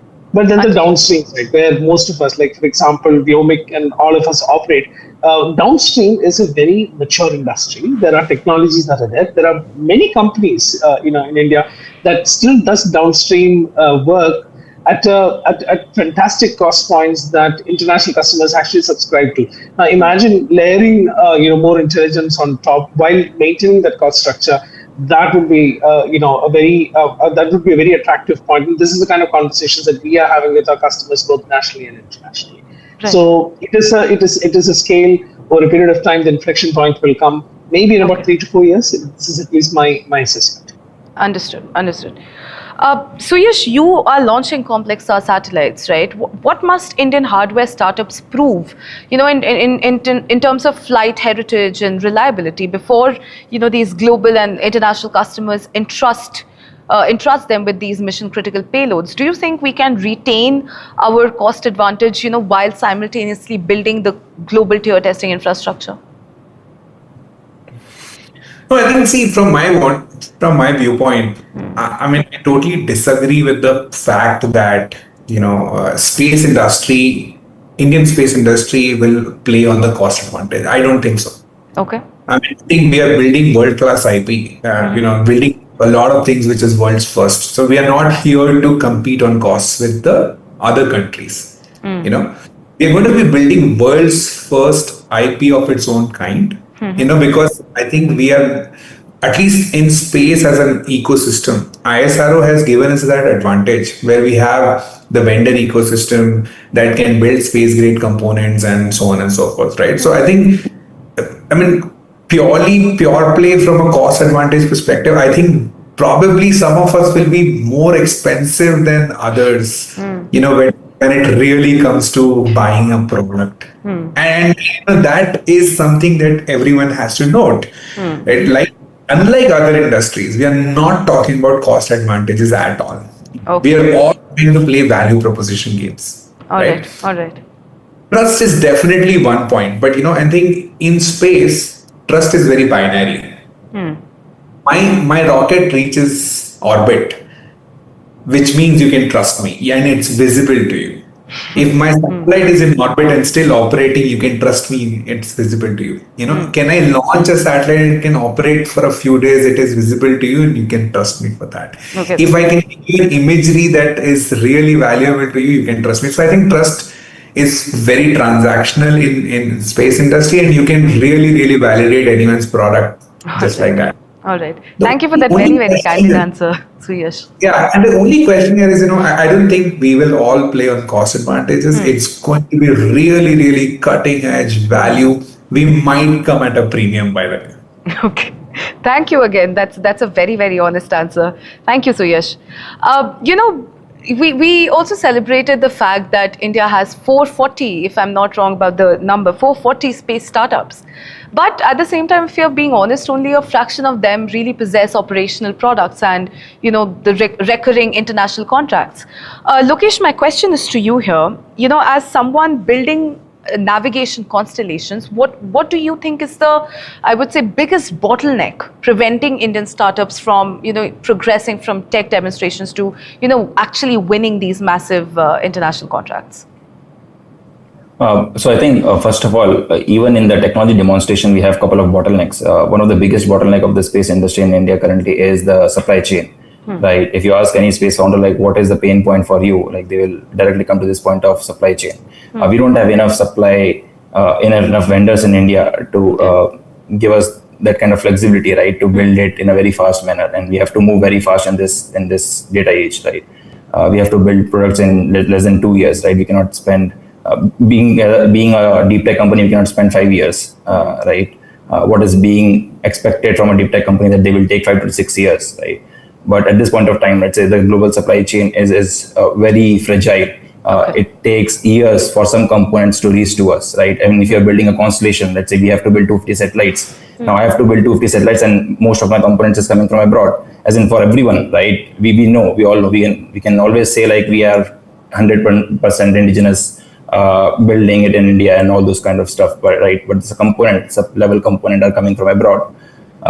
The FPGA boards, the clocks, the oscillators, everything is coming from abroad. Now, if you're building at a scale, you need to have that supply chain in India, right? So I think that's the biggest bottleneck, and we need to do something about it. Like, we need to build warehouses, we need to build a supply chain, we need to build MSMEs, we need to enable them, right, to supply this global infrastructure projects. Understood. Thank you for that, Lokesh. Samuel, looking at the entire ecosystem here, launch, satellites, propulsion, and downstream analytics, which segment do you think is the closest to achieving true global scale today? Are we going to see 50 global companies, or will this market consolidate around, say, a handful of just well-funded leaders? As is the case with any business and startup ecosystem, consolidation will happen. Failures will be there. Companies will shut down, and the consolidation will happen. So let's be very candid about that. Yeah. What is interesting in the space industry is that you cannot just say that, okay, is one particular sector of the entire downstream, upstream ecosystem takes more precedence than others. So if you want to do downstream, you need to have assets there. So then, of course, upstream becomes very important, right? And then the midstream space. So everything has to move in tandem, pretty much, from an indigenous standpoint of view. And these business cases have been proven time and again. I mean, it's not that it is the first time that this is being done, but first time at scale, and perhaps even looking at tangential as well as, let's say, tangible technologies that needs to be brought into picture. So my answer to that is that everything, including upstream, downstream, midstream, has to proceed in exactly the same pace. In some case, the maturity for one of these components side, one of these industry side would be much earlier than the others. For example, the upstream side, the launch and other things, it was definitely the forte of ISRO. But that has been proven that private space companies can come in and have the launch capabilities, which has been proven for the past 3 years.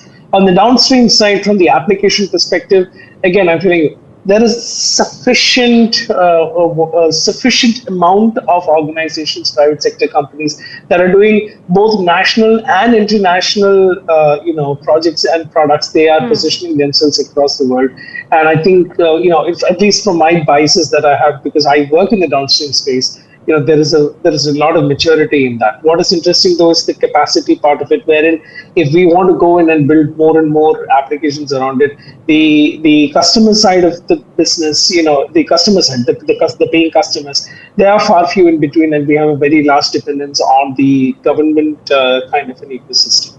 So really, we cannot just pinpoint and say, okay, be the leader, be the loss leader, and then one fine day everything will come together and fit in one piece. Each of these components have to move at pace, supporting each other, and that would be my answer to that. And in relation to what we need to achieve strategically here in India is the access to space, and that then means that there needs to be a much more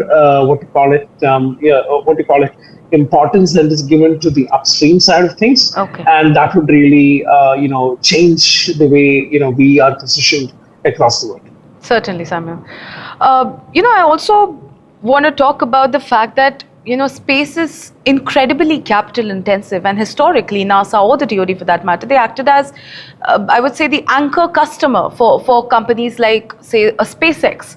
My question is, can private space companies in India really scale unless the government departments first become reliable and early customers? Do you think our procurement systems fast enough to support startups that don't really have I would say a 10-year financial runway?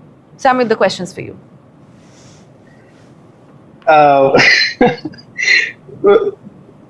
We want the party line and we want the honest answer. I always want the honest answer. Okay. Yes. I mean, in the previous response that I gave, I told there is an over dependence on the government contracts to actually work with, and literally private space companies are actually working with organizations and organizations in the government. Yes. At least in India, we are competing in that perspective. And the capital intensity is another major aspect of it. Again, the biggest elephant in the room is the patient capital that needs to flow in, which right now is coming from the VC, from the VC, ecosystem. The bankers are still bankers. There are brilliant,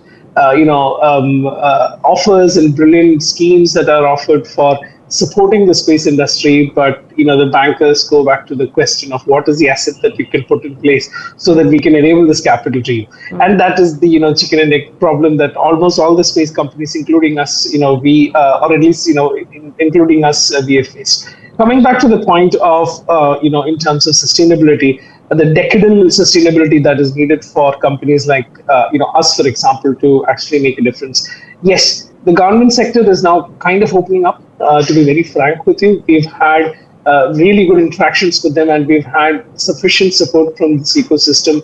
And through the cost factor, the trust is now being built up to the point that we can now walk into any government, supposed government contracts, and we can, bid and we can actually win that. So the capability is proven, the cadence is proven, and of course the trust factor has been built up. And it was not an easy journey. I mean, we started off, about 6.5 years back in the space that we are there.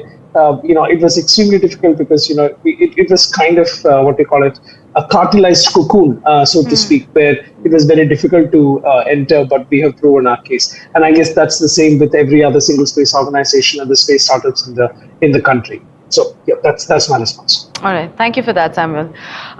So yes, should the government guarantee demand for strategically important hardware technologies during their early years, and also how do we do that without really creating I would say, a bloated ecosystem that sort of survives only on government subsidies? Interesting question.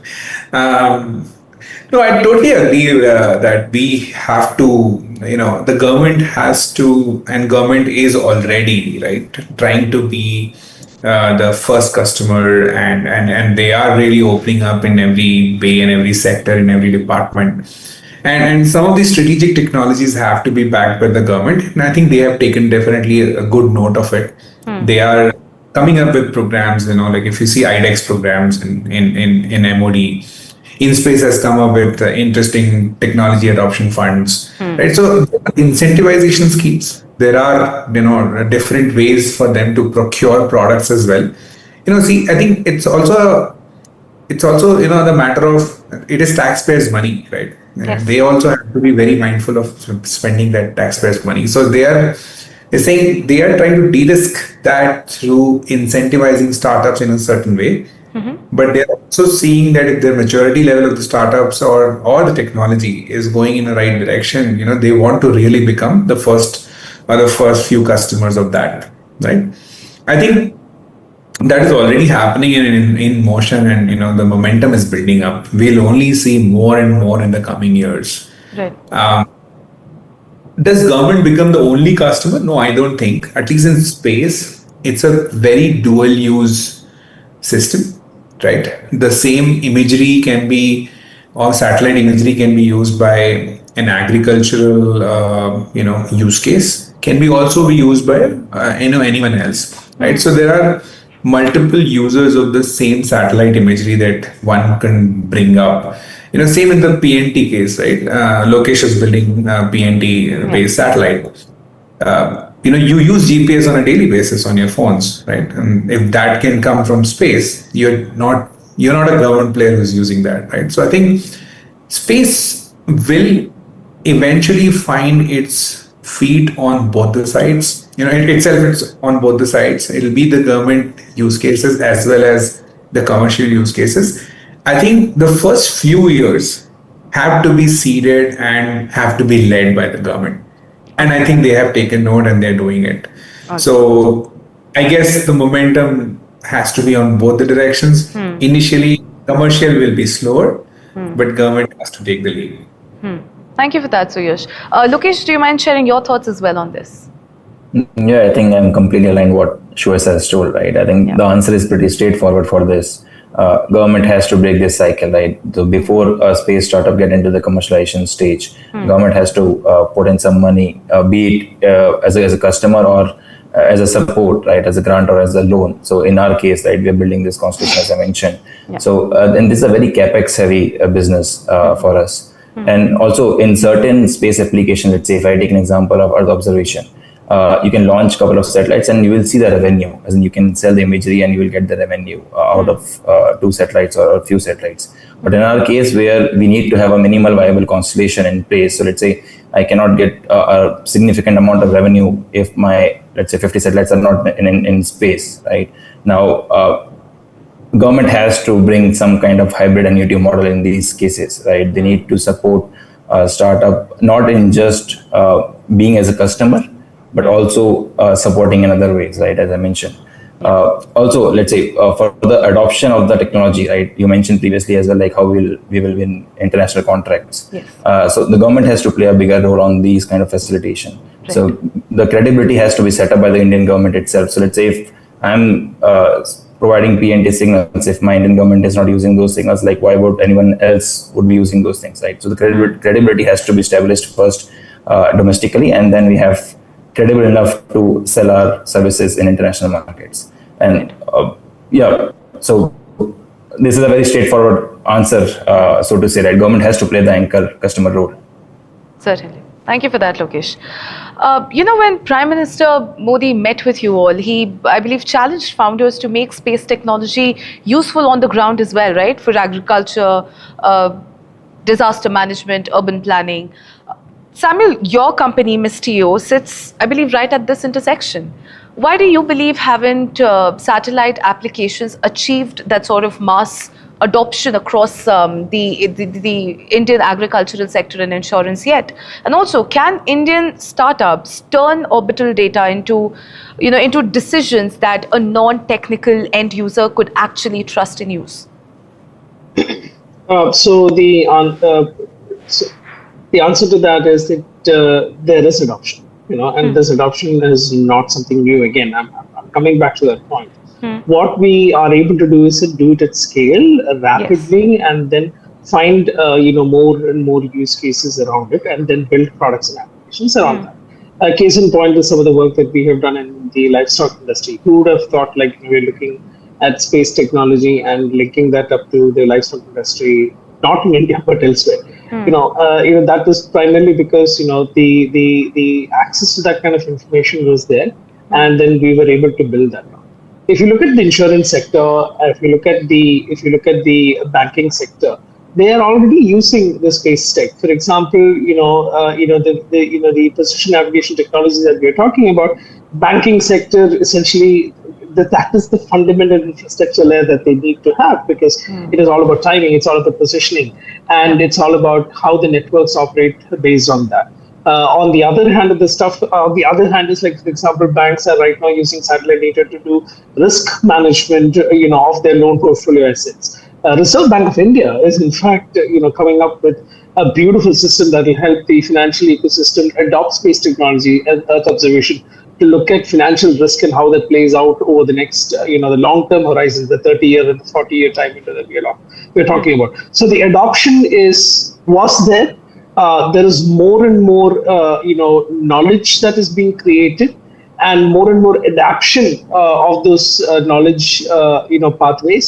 And companies like ours and some of our peers are actually in the market, earning commercial revenue by providing these services. Yes, it is pretty much under the radar, but it's good to be part of the infrastructure because that shows that there's a lot of sustainability there, and there is more room. And that's even better. There's such significant areas that we can look at. So right now we are working in 7 sectors, 7 verticals, where our core offering in the weather ecosystem and the weather space actually is fundamental to the operational guidance. Each of those 7 sectors will also have the work that Galaxy is doing in terms of Aptosar and other information that needs to come in the intelligence that can be brought out. So this is again a work in progress, and we are seeing adoption. And we will be seeing more and more intelligence companies that are being built that will support these, commercial players like the banking institutions and the disaster management players of the world, the OEMs of the world, for example. That the precision navigation technology OEMs in India can start using that once Lokesh gets its satellite constellation out there. So work in progress, decadal vision. And 15 years down the line, perhaps we would have a much better answer for you. Okay. All right. Thank you for that, Samuel. And before I move further, I do have one classic business model question, and this is for all the 3 of you here. Who should pay for these services at scale? Is it the governments? Is it large enterprises, or the individual users? Lokesh, if you want to take this first. For us, it's both. It's the large enterprises as well as the government, right? So it's a dual use technology, right? Space is a dual use case now, right? That is why it is being privatized to a certain extent. So the commercial market is far more bigger than the government market in our case, right? So it depends on use cases to use cases. So for us, like the large enterprises will have to pay. The large chunk of money will come from the large enterprises rather than the government. But the government chunk is also at the same time is huge. Got it. So to put it into perspective, right, the global PNT enabled revenue by 2030 is expected to be $659 billion. Right, that chunk is huge. Okay. Samuel? Commercial leading, they have to. The enterprises and commercial are currently the biggest market for us, and for me at least. For our company at least, that is one of the areas, key, customer segment that's actually opening up, understanding and opening up. While on the other side, the government is actually spending, but then again, government's role in the kind of work that we do is to be, for lack of a better word, a loss leader. Over a period of time, they will be able to recover that money. So enterprises are going to be the touch point for us, because otherwise this whole edifice fails. What is the whole idea of privatization is to basically scale the technology so that there is a bouquet of customers that come in. Absolutely. And if that bouquet is just government consisting of that one flower, what's the point? So Absolutely. Very well said, Samuel. So yes, your thoughts? Well, I think it depends on the use case, right? And across the value chain, for rockets business, it'll be like satellite players, it can be government, any satellite operator. For a business in Earth observation is a very dual use, like I said, and it depends on, what's, for example, climate was a very important subject 3 years, 4 years back.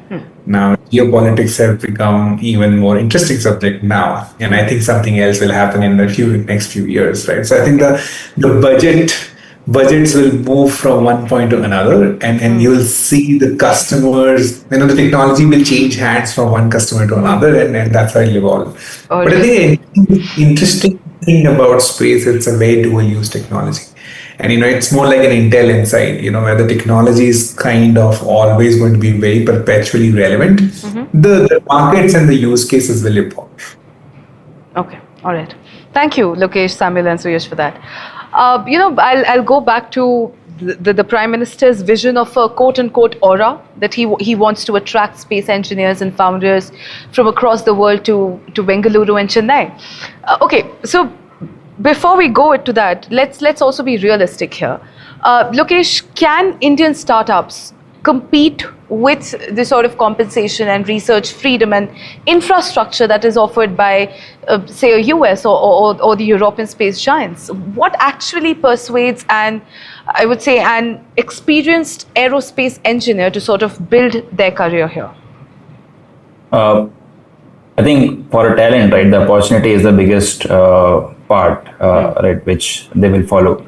I think in terms of compensation, we have to be very realistic. We cannot compete in terms of compensation, right? That is a very fair answer. In terms of opportunity, in terms of ecosystem, right, this is something which we can provide to them, right? So we have to solve ambitious problem. It should not be mundane, because the talent look for ambitious problems. So we have a couple of employees in the company which have taken undercut, right, just to be part of what we are building, right? Because this is something which is very ambitious. So we have to be very ambitious to solve the problems. It's the access to the infrastructure which has to be there, right?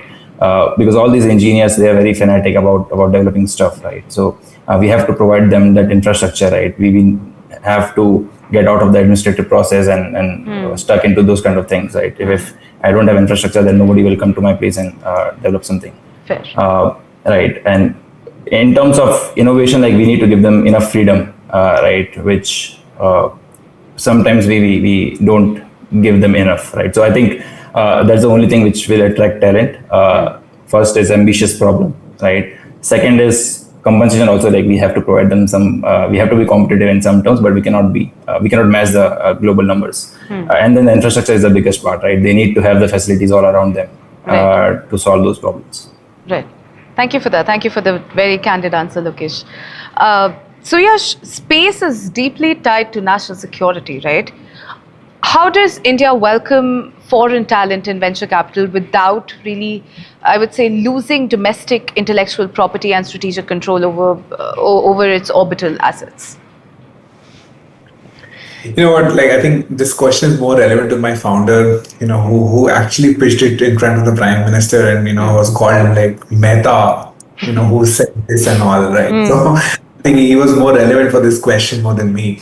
But I think, just taking the cue and moving forward, I guess, it's going to be an opportunity, pure play, right? And specifically in national security side of the story. Yeah. Some of the technologies that we build, the parallel companies who are building the same technology in Western countries, they want to be more sovereign in nature, right? Which also means, there's a phenomenon of, if you are a foreign citizen, it's going to be harder for you to work on very deep and critical technologies that will go into space, aerospace, or defense, or even in critical semiconductor areas and so on and so forth, right? So there's a natural inclination of the talent which has gone out from India, right? In search of a better opportunity 10 years back. They are increasingly coming back to startups like us and saying, hey, we've done masters and PhDs in A and B subjects, but unfortunately we cannot utilize our knowledge to build a particular product in those countries, right? But since we see a lot of things happening in India, we would love to come back, right? And see, they also understand a dollar to rupee arbitrage, right? Yeah. Nobody can match dollar to rupee arbitrage, and they're very mindful of that, right? But if they can have a standard of living that equally kind of matches of what they expect, I think they're very more than willing to come back. And that's a pattern that we have seen. And especially people are very motivated to work in their own research areas and sector. They're want to come back, and doesn't matter in what side of the technology. Okay, all right. Let's also talk about the patient capital here, because I believe it takes exponentially more money to build a satellite constellation or a launch fleet than it does to build an early prototype. Lokesh, the government has backed rupees 1,000 crore venture fund. Do you think that is enough to match the scale of the $44 billion opportunity? Does India's VC ecosystem, actually have the patience for hardware development cycles? So 1,000 CR is not enough to build our constellation. So I think India now have a patient capital, right? We have seen investors, like our investors have been very helpful, and I think Suresh also will have to have a comment on this because of the recent unfortunate failure which has happened, right? So you can better put that into words. So now I think investors have a very better patient capital. We have the large chunk of money coming into the Indian space market, right?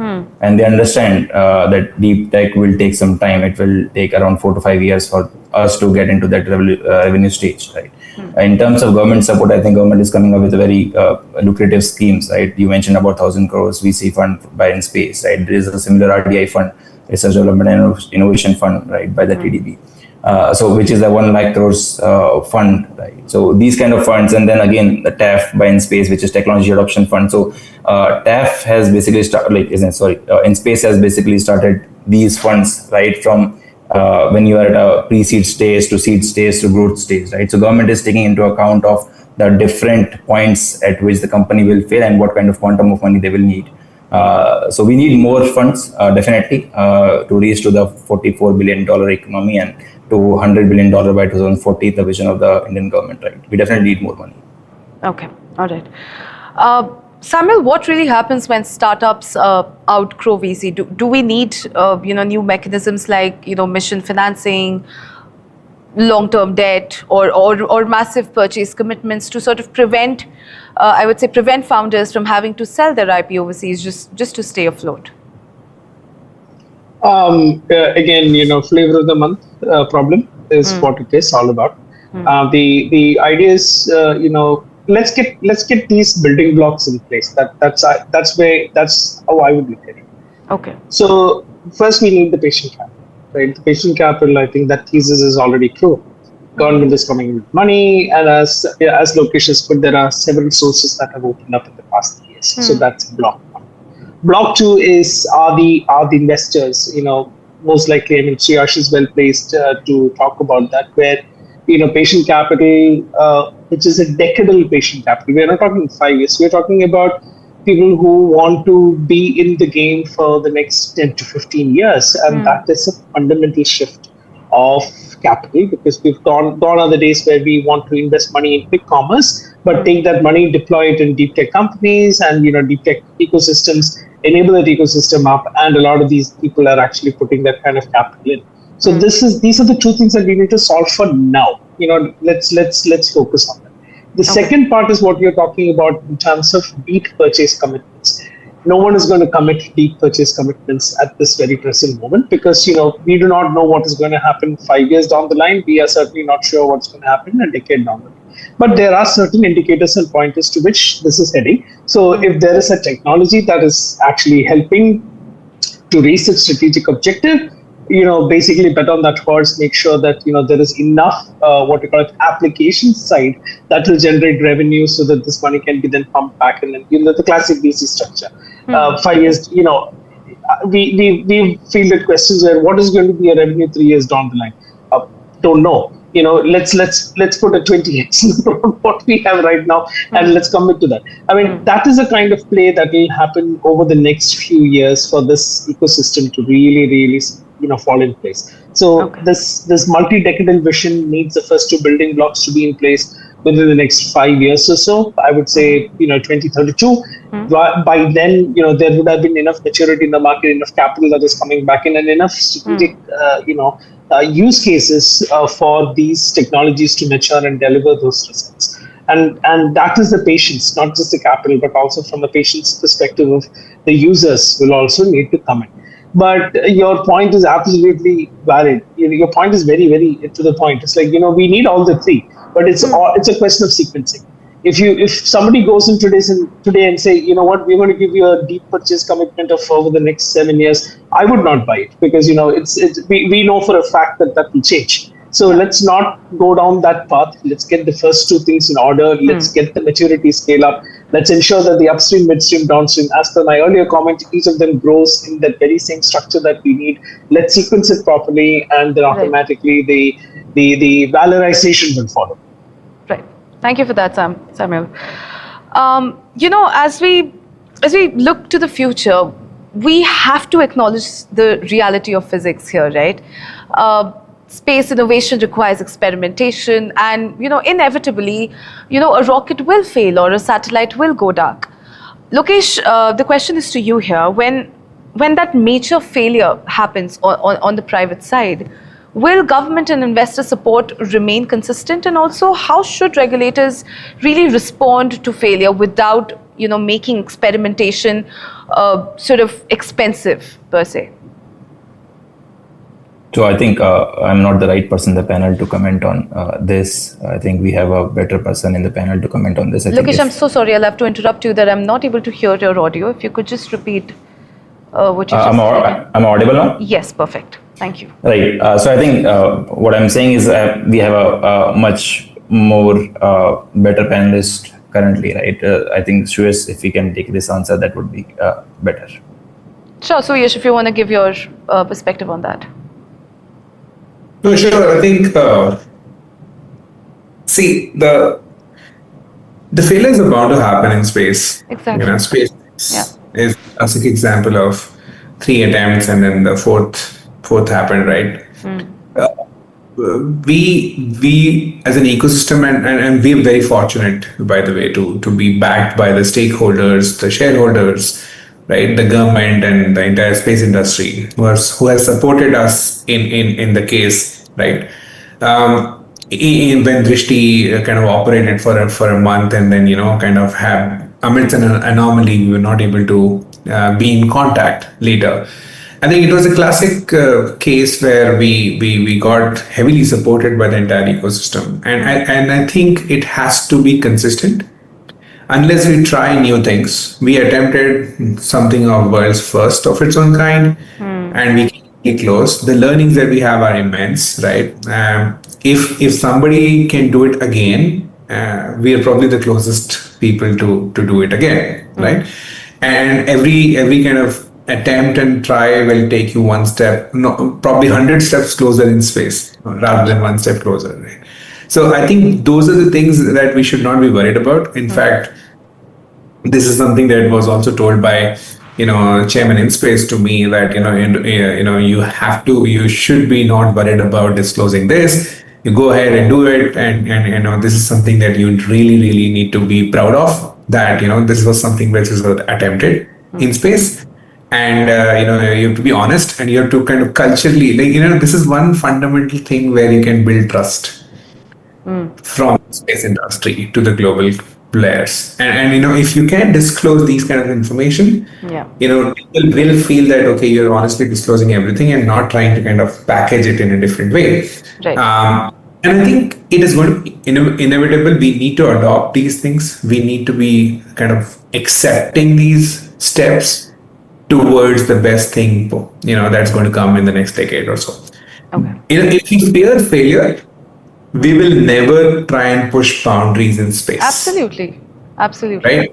And if we don't push boundaries in space, we will never be able to compete globally on some of the best value props that we can offer. Certainly. So I think Lokesh kind of navigated this question towards me because we were in a state, but I think I can't be more thankful to the entire ecosystem, and to everyone who's around and supporting Galaxy, and the learning that we had and the pace that we have again taken ahead, or other pace that we have gained for the launch of the next 2 satellites. So it's amazing. All right, very well said, Suyash. Thank you for that. Okay, Samuel, to give founders the confidence to take those sort of risks, does India urgently need to have a comprehensive Space Activities Act that sort of clearly covers the liability and the commercial ownership? Do you think that should be there in the picture? It is an industry default to have that. It's not just for the the founders to step in and do it. Most of us, we stepped in without that safety net, right? So that safety net does really provide a lot of it provides support, but it does not provide inspiration. There are two different things, right? So that is the case. So, but what we have seen though is some of these outreach activities that is being done. The rocketry, the school rocketry work that is being done, supported by InSpace. Amazing talent that's coming out from schools, where people are actually looking at, hobby rocketry and things like that. Yeah. Hobby ballooning is another area, instrumentation, looking at data collection, that kind of stuff. I think that is something that needs to sustain over a period of time and go in. Acts, laws, regulations, rules are all needed in place, not just for building a startup ecosystem and building a startup ecosystem, but for general industry to operate within those guardrails to ensure that the strategic objectives are met. That's absolutely a given and a guarantee that needs to happen.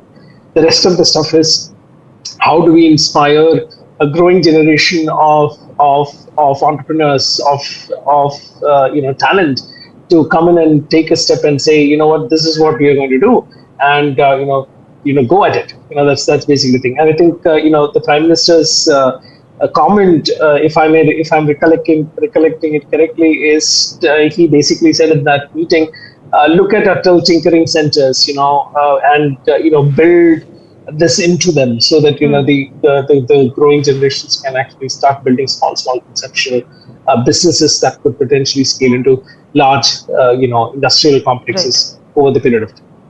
Right. Thank you for that, Samuel. I think I would just I'm out of time here. I'm so sorry. Yeah, you're saying something. Yeah, I would just like to add one point. I think in India we don't respond to failure very well up till now, right? So I think we make failure a big deal, right? Failure is a process of getting there, right? As Shreya rightly mentioned.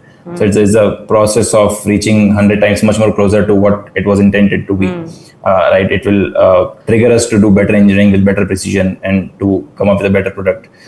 So I think in abroad, people celebrate failures, right? If you see how SpaceX is doing their Starship test, right? Now they are launching their Starship 14, right? So they are not looking the mission in one go, right? They're looking at it in steps. And this is what we need to learn from the West. I think this is one thing which we can really learn. I think we really demoralize to a certain extent in India with the term failure.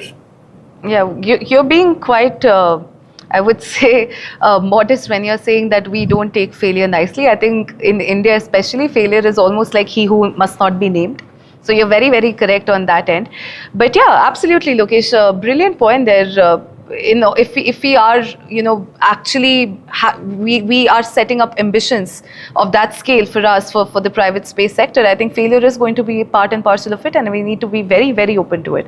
Absolutely. Can I just make one final point? Maybe you want to edit that into some other sequence. Do you remember that launch failure that happened where the Prime Minister was also there? And do you remember the broadcast that happened after that, where the Prime Minister was consoling the... he was hugging and consoling, yes. Yeah. It's a very powerful message. It is a very powerful message. So, I'm sure.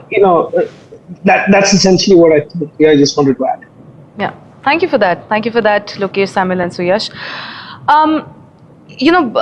Again, in the interest of time, I'll have to wrap this segment, but I do have one final question for all the three of you.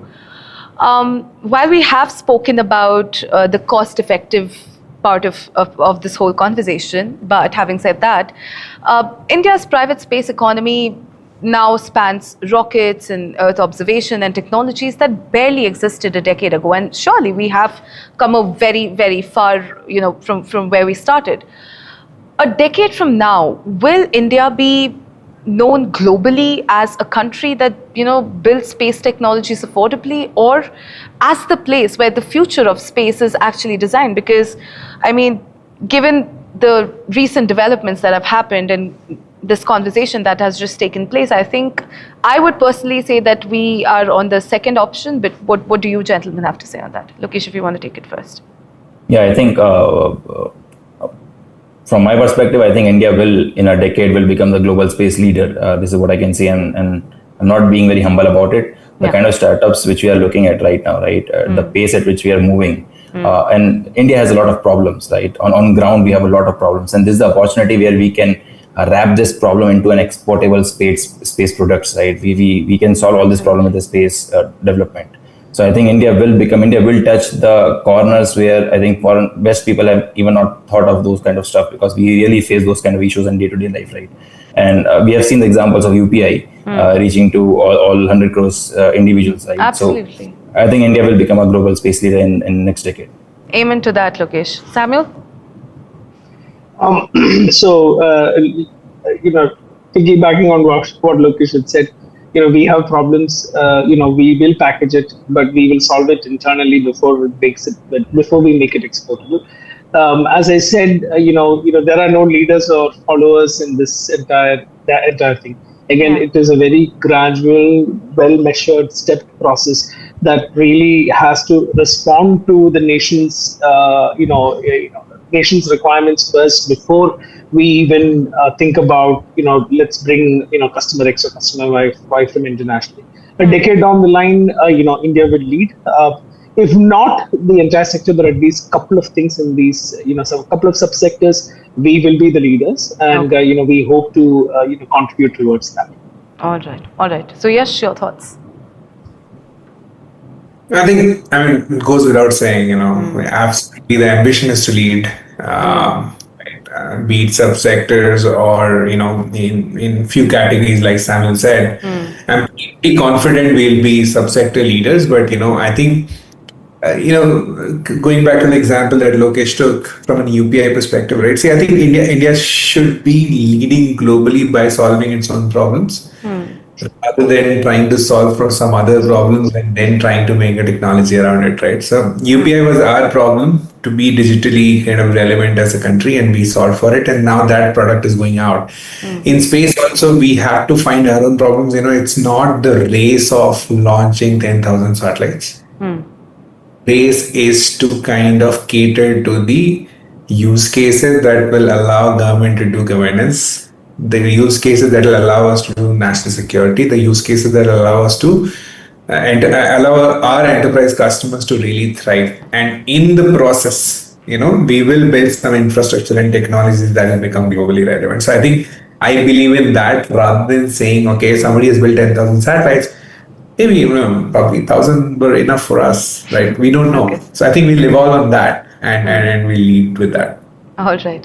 Well, thank you, gentlemen. Thank you, Lokesh, Samuel, and Suyash. This has been a fantastic conversation, to say at the least. Thank you so much for your time. And ladies and gentlemen, and whoever the audience who is watching this right now, the audience of developers, aerospace engineers, and founders, I want to say this one thing, that the foundation has been laid. But having said that, scaling deep tech requires more than just policy ambition. It requires an engineering culture that can sort of survive failure and execute consistently. So are we ready for that transition? By the looks of it and by this conversation, I would say yes. And I believe that our private space sector will not take no for an answer. So we are very, very optimistic on that front. So thank you, gentlemen, for joining, for giving us your time on this episode of Point Break. And ladies and gentlemen, whoever has tuned in right now, let us know what you think in the comment section below. I'm Antara, and we'll see you again in the next episode of Point Break.